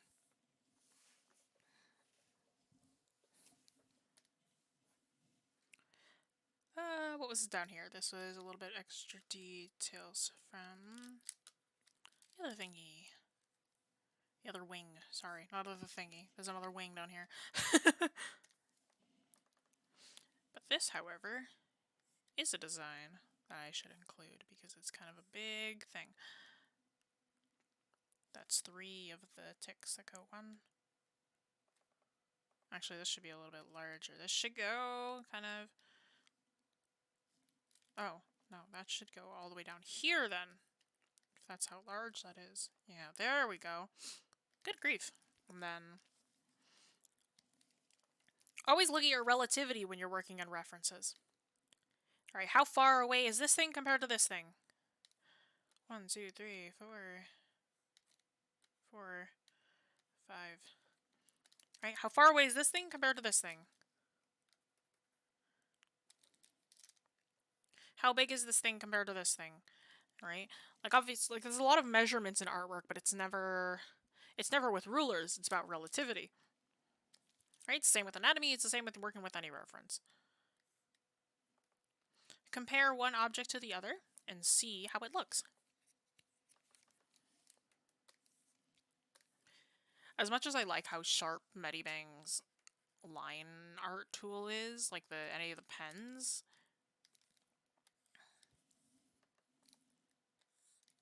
it certainly points out my mistakes very much.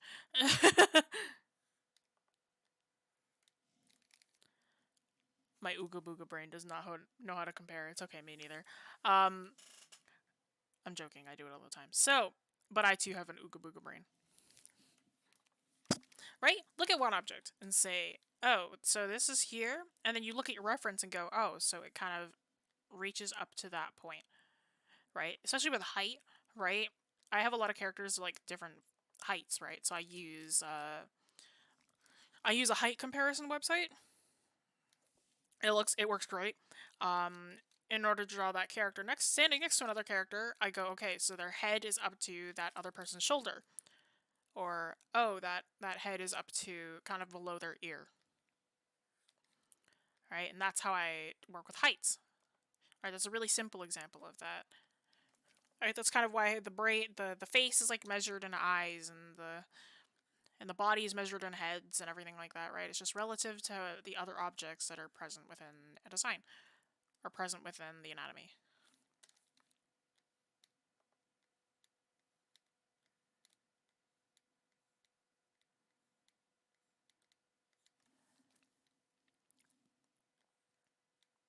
I actually think this is like kind of spiraling.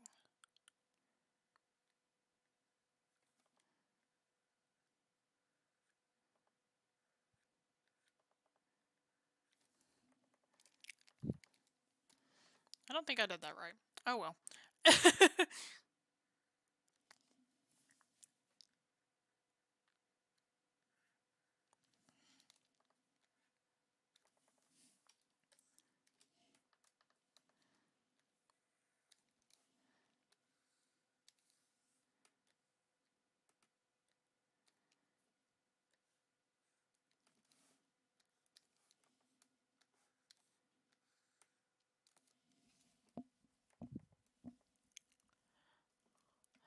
The thing about machinery is that a lot of the time it's mirrored. So if you can draw one side, you can draw the other one.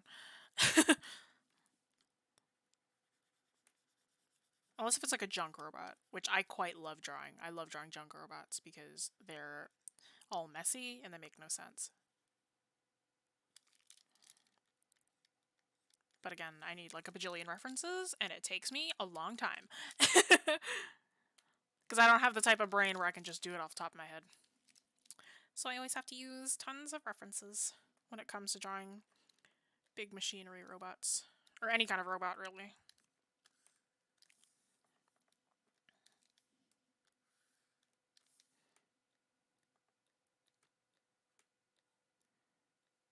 It's like I may have grown up with Transformers, but I never drew them. Oh, if I did draw them, it would be the Dinobots, and that's what I would always draw, because they were like dinosaurs, and I like dinosaurs.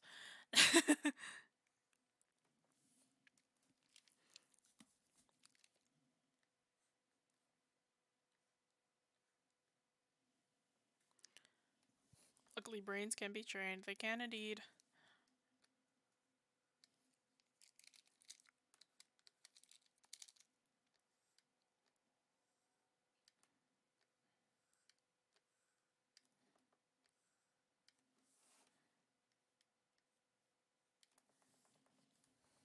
That's actually incorrect. This should be higher. Yeah, the one thing I really don't like about MediBang is how like the correction isn't separated between the eraser and the pen. Or the eraser and the brush. It's like I wish that because like because my correction is set to 22, like the correction on my eraser is also set to 22, and I'm like, come on, please. It's like I don't want correction on my eraser. I want to move faster. It's like if I want correction on my eraser, I'll set it to my eraser. That's the one thing that really annoys me. Everything else is like I can live with it.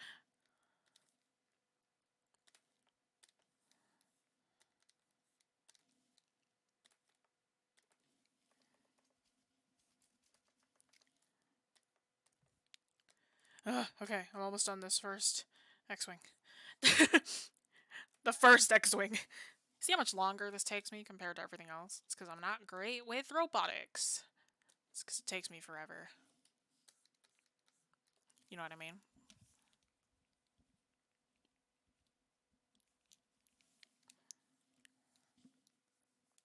It's like I'm not the worst, but I can definitely be better, I suppose.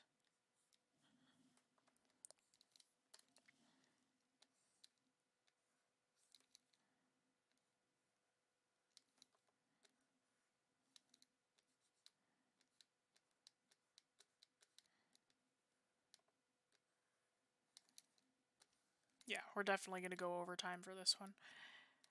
Because I really want to finish this, at the very least, you know?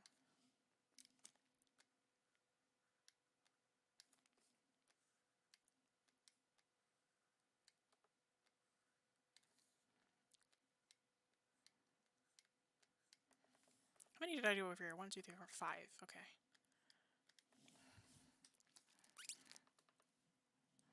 And then, like before, this kind of reaches the bottom here.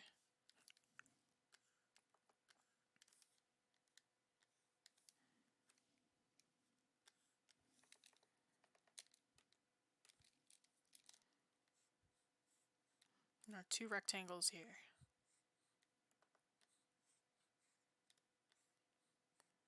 Yes, indeed. And then that's 1, 2, 3, 4, 5. That's actually incorrect. This should be more slanted.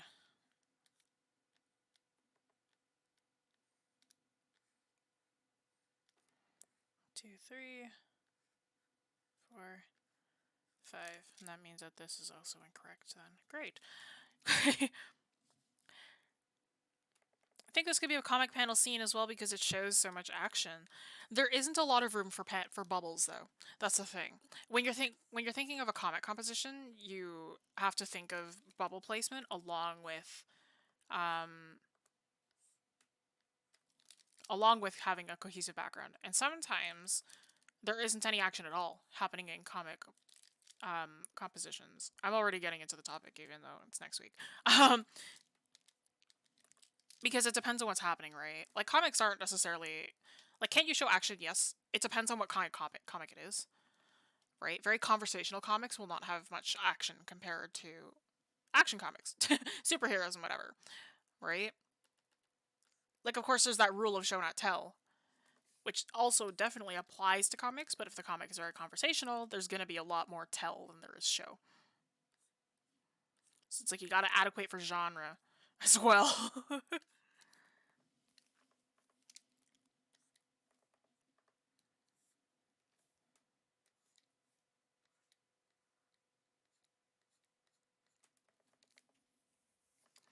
Oh, then this actually should probably be more like down here. Yeah, okay. Sure. Yeah, this one I'm just gonna not add any detail in here. Because if I do that, then I'm gonna be here forever. So I'm just gonna add kind of minimal detail. Especially with things that are a little bit farther away, you can do that a lot of times. Especially with comics, you can get away with that. But I'll talk more about that next week when we talk about comics.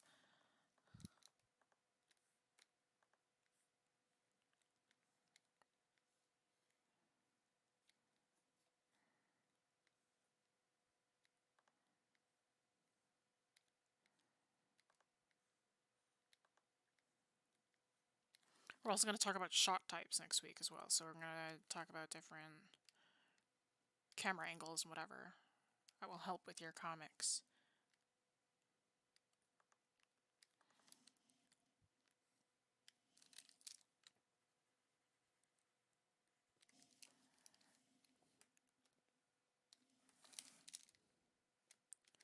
Okay.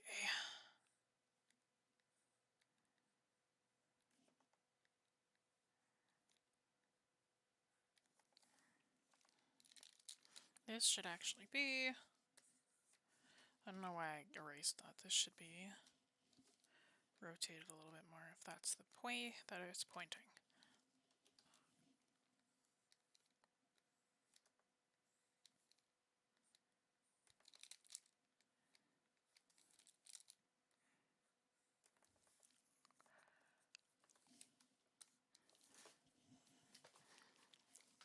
Okay.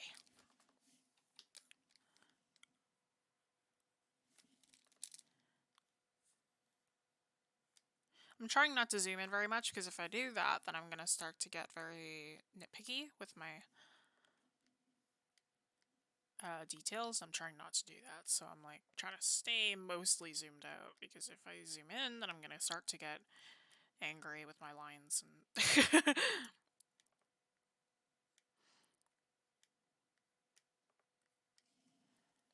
Do I make comics? Yes, I do. I have a webcomic. It's currently being remade. I'm hoping to release... I haven't even announced this to Instagram yet. I'm hoping to release it on May 10th is the day that I'm hoping to re-release it. Because right now it's still, like, I'm redrawing a lot of my stuff right now. The whole comic is still up. Like, it's on Instagram if you ever wanted to find it. But, like, I'm rewriting a lot of it. Because there's a lot of parts, a lot of issues that I have with it, so I'm like, I gotta fix it.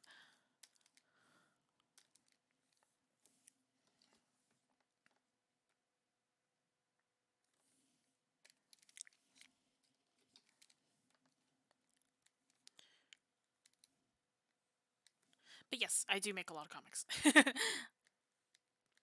I have been writing them for a very long time. It's amazing that I didn't think to go to illustration first for school, but, you know, so be it.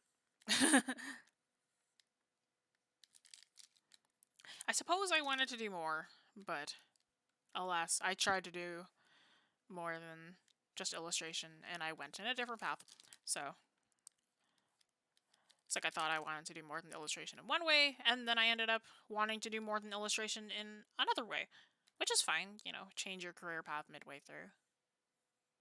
Right? I thought I wanted to do video game art, and I did for a year, and then midway through I was like, wow, I really only care about the concept art portion. And then during that time, I was also writing a comic. So I was like, and then I realized, like, man, I wish I was writing the comic beforehand. So I just switched. I'm new to MediBang. A couple weeks ago, I looked up how to learn it. I just found you. Want to say big thanks. Thank you, Zakiri Dynamics, and welcome in. Glad to have you popped in.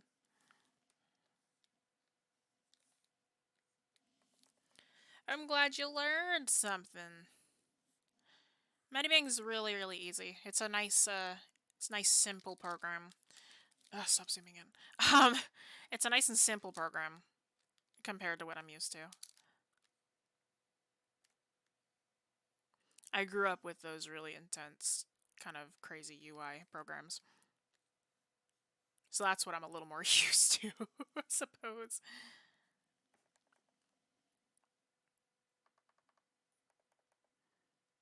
Oh, I did that wrong. Oopsie doopsie. I made an oopsie. Okay, let's fix that then. Because I realized I messed up.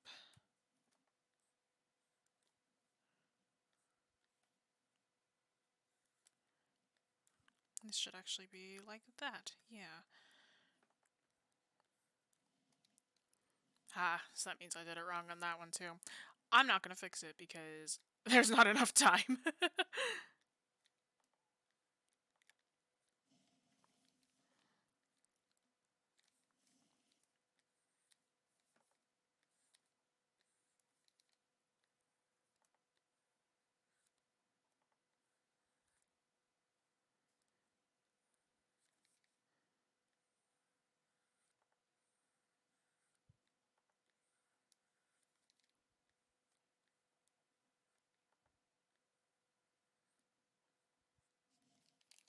It's easy to get used to than other apps I found too. Sometimes other apps adds too much stuff. It gets complicated. I prefer the complex. But yeah, it's very, very simplistic with this program. Like my first program was a definitely 100% illegal 100% legal version of Photoshop. So I grew up with the very complex programs, but yeah, this is like for me, I'm very much a snob, so I'm like it's missing a lot of things that I wish it had. But yes, definitely for starters, it's very, very user friendly. And it's quite easily transferable because a lot of the shortcuts are very, very similar from this program compared to Photoshop and Clip and all that. Is there a tool setting in MediBang that autocorrects lines for you after you draw them, straightening and smoothing them out? No. So I know that Procreate has that. I think Clip also has that, but no, not this program. So it only has correction. Correction is where I can slow down your line for you so it's smoother, so you can draw it like almost perfectly automatically, right?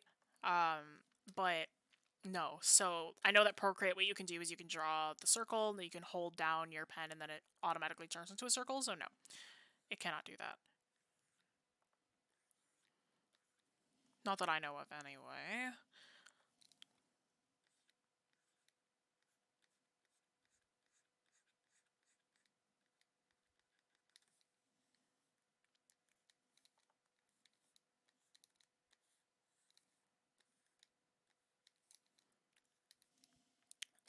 But to make straight lines, yes, it can do that. So, like, you can just, like, click once, hold shift, and then it'll create straight lines. That's one that it can do. But with the circles, no. It can't do circles perfectly. Not that I know of. Like, it has a shape tool, but it's not like you can just draw it and then press down and it'll be perfect.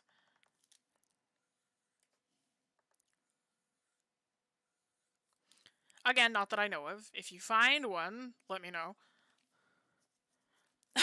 Went to the Instagram, instantly saw Kurapika drawing. That's me. I did that one. That was the. So that's the Wing Canvas Instagram. That's not where my comics are, but yeah. So that one I did. That was for one of the classes. That was for cartooning and anime. That was at my height, my peak of my Hunter x Hunter obsession.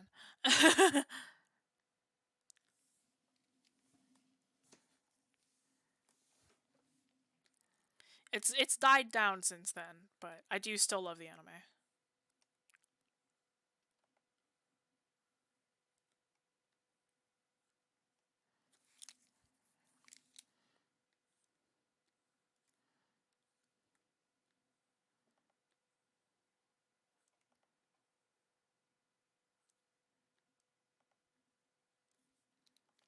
think we actually have a really old video. Well, it's not super old, but an old video of when it actually details me going through my comic page process. It should be on the channel somewhere. I edited that one, I believe. Oh, no, I didn't. I think I sent that off to JC. I recorded it, though. Did I edit that one? I don't remember. One of us edited it. Yeah, there should be an old video on the channel that actually details one of my comic page processes. It's your page, and I can't seem to find it. It's television, so that's TELII Vision, VISION. That's my Instagram. It's not just television, it's TELII, so there's two I's. Some people just wrote television, as in like the actual television set. But mine is two I's. Television. If you wanted to find me. But yeah, there's definitely an old video on the channel somewhere where I talk about my actual comic process.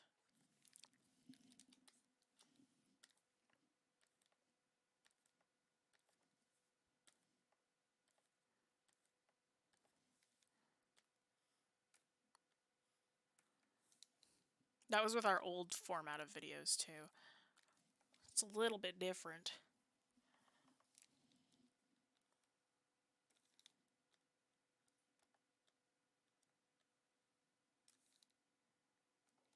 How do these back thingies go? Oh, I see. Okay. I am some people.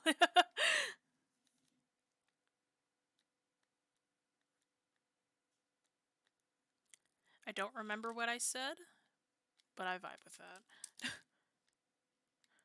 A lot of the times I just run my mouth and then things happen and wisdom happens sometimes.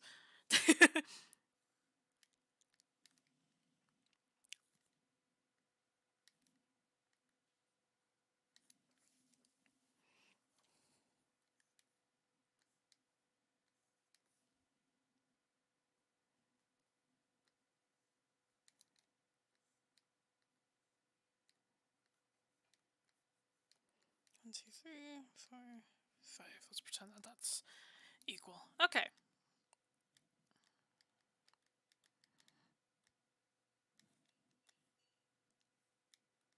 Okay, the hard part is almost done. The X-Wings are almost done.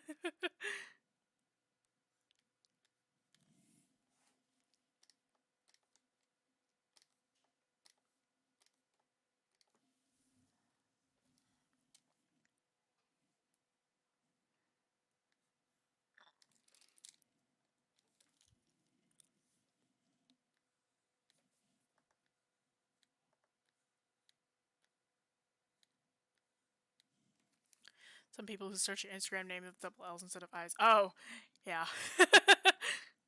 Don't worry, you're not the first.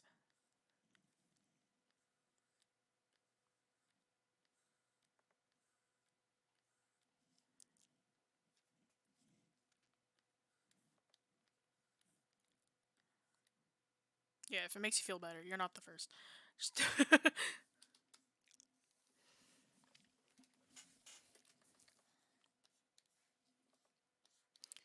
If you want to know why I chose television, it was because like I originally had my username as Pastel Telehead, which was a thing because I really like television heads, right?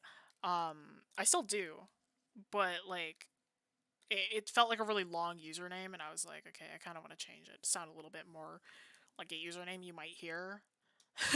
So I was like, television, sure, to just rebrand like that because I still love my neon aesthetics and I love my yeah, and like the kind of I work in a lot of pinks and blues a lot of the times.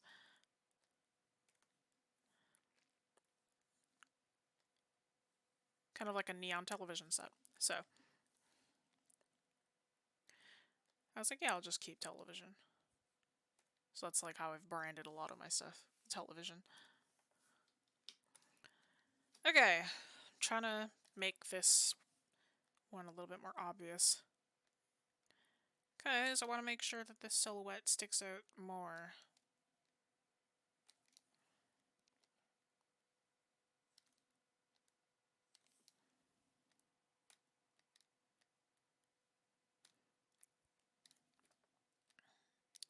Because I want this X-Wing to be like the second thing that you look at. Second or first. But I might make the Death Star slightly brighter white so that I can have that emphasis on it. Right? Because I want that emphasis on a certain section of my composition, right?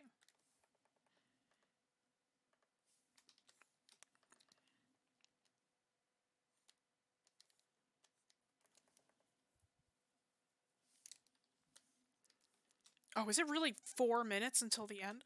Oh boy. Maybe I won't color this one then. Because we're going to be here for ages if I color this. Oh, well. So be it. I'll just, you know what? I'll make it black and white. The creepy drawings you do, it gives me life. Thank you. I am a horror artist, so I'm partially a horror artist.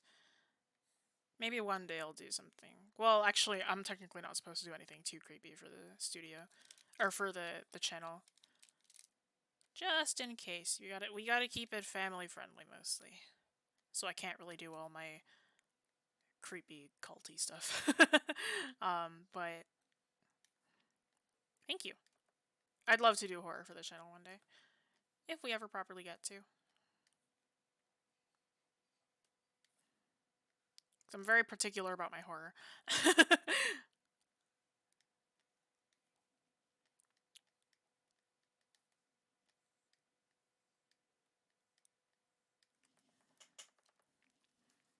Oh, let's pull up that TIE fighter again, because I don't know how this thing works. What do these look like? I see. I will not be drawing that. I will just kind of do something a little bit simplified. Yeah.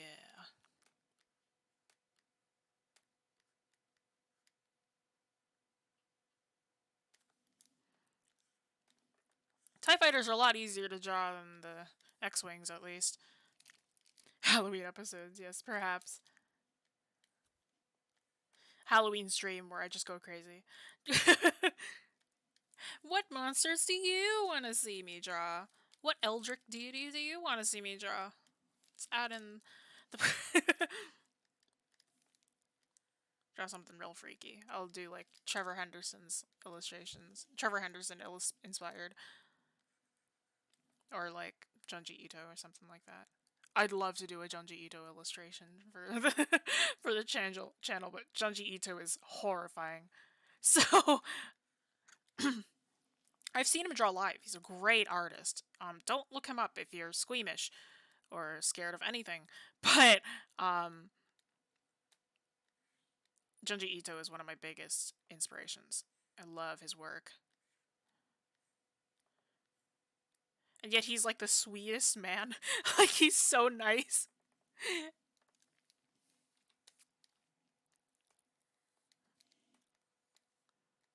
Like he's so nice and like kind of shy, and it's like his personality does not match his artwork. It's really great.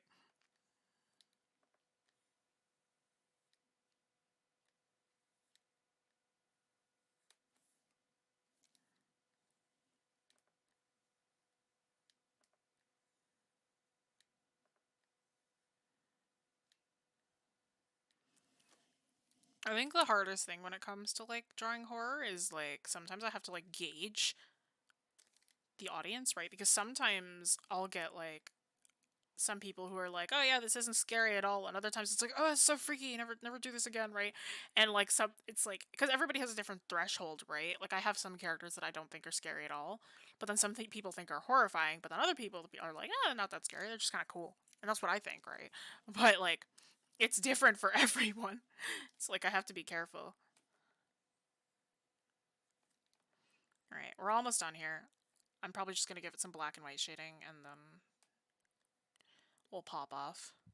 Because I don't want to be here forever, but this is taking a lot longer than I expected because, well, actually, I should have expected this because I'm not great with this kind of stuff. It's like if I'm not great at it, then it's most likely going to take longer. I'm going to use a circle tool for this Death Star. I'm also going to make my brush size smaller. Nope. It's always kind of hard to approximate. where I want the shape to go.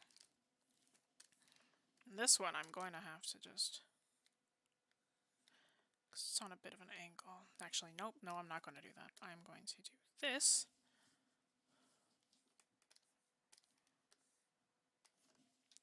And then I'm going to do this. Yeah. Genius.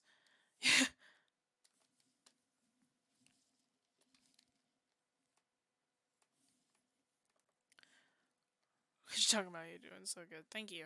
I'm doing alright. I think that's how I go with most of my work, though. I'm like, yeah, it's alright, but it could be better. I've been told that I'm very hard on myself. So...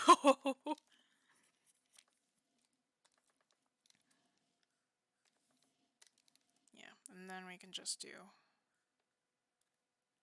mini guys back here.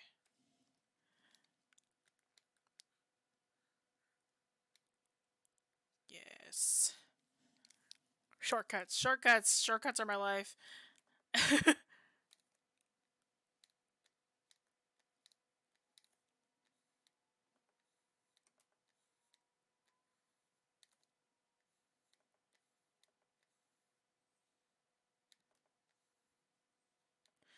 I wish there was a mirror tool.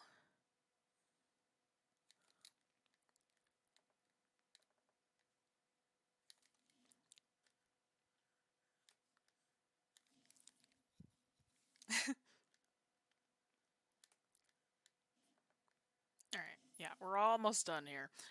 Just really gotta finish this up.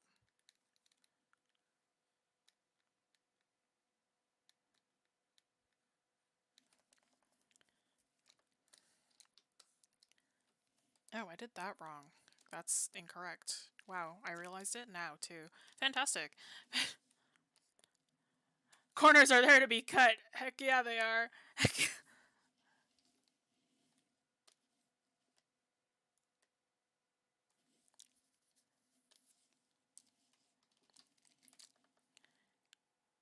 You have digital art shortcuts. Use them. Don't rely on them, but use them.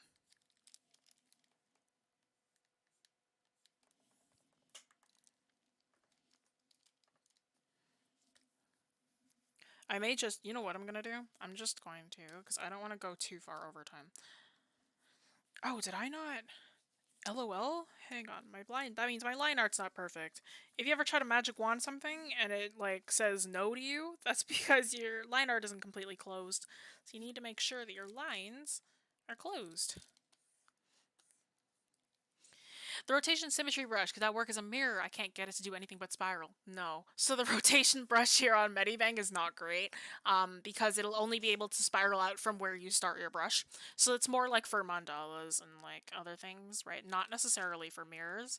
On Photoshop, what you can do is you can like just straight up place down a line and it'll automatically mirror everything over. I love painting with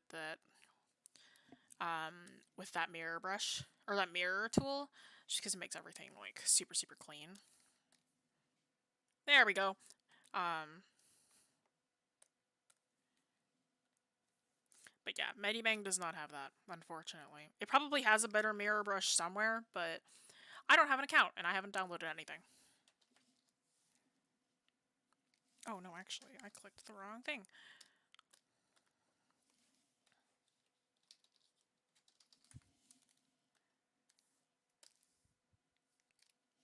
Whoop.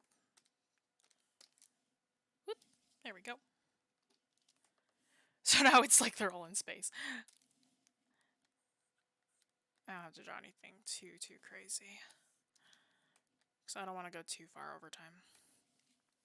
Looks so good. Thank you. My brain. I can do better. And I can't read selected. Of course I can't. That's fine.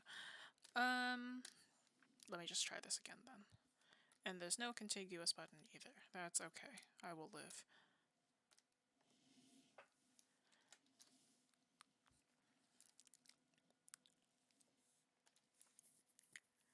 Now make the Death Star are super realistic. I would, but I don't got the time for that. Okay, come on, correction. Don't do that to me. So let's just fill in these guys. I'm gonna do this in black and white. Oh my god, it's going so slow. Because I don't have the time for color. Yeah, the space is mostly black and white anyway. It's fine. I'll donate 2 more hours. Unfortunately, we only have about 6 or so set aside, or 2 or so set aside. But maybe one day we'll do like a 12-hour live stream. I will not be doing that one. So if someone wants to do a 12-hour live stream on the team, be my guest. I unfortunately do not have enough conscious hours to do a 12-hour live stream.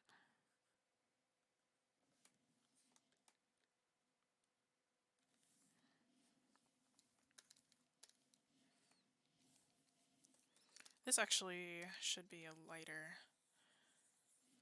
No, because then these should be darker if they're in the foreground. Not as dark as the actual background itself, but darker than how I've already drawn them.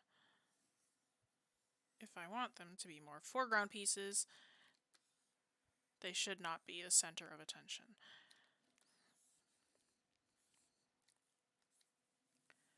Should be slightly less in your face.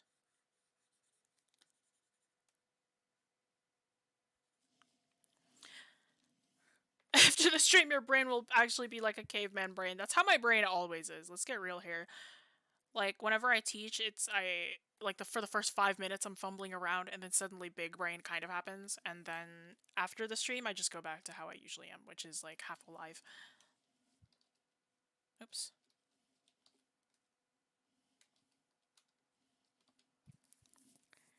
I'm gonna make... Oops.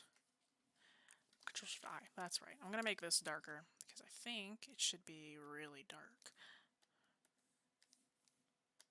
Oh, I can probably just... Boop. Yeah.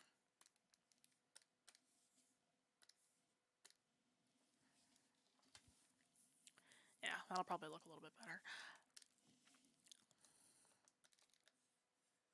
Make these guys a little bit darker. And keep this as the lightest object so your eyes reach it first. Yes, there we go.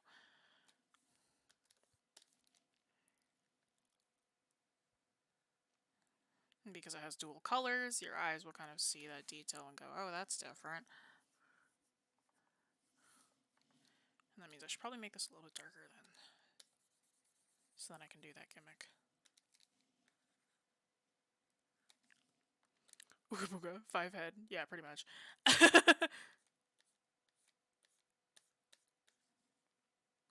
The duality of a person. Yes, I vibe with that.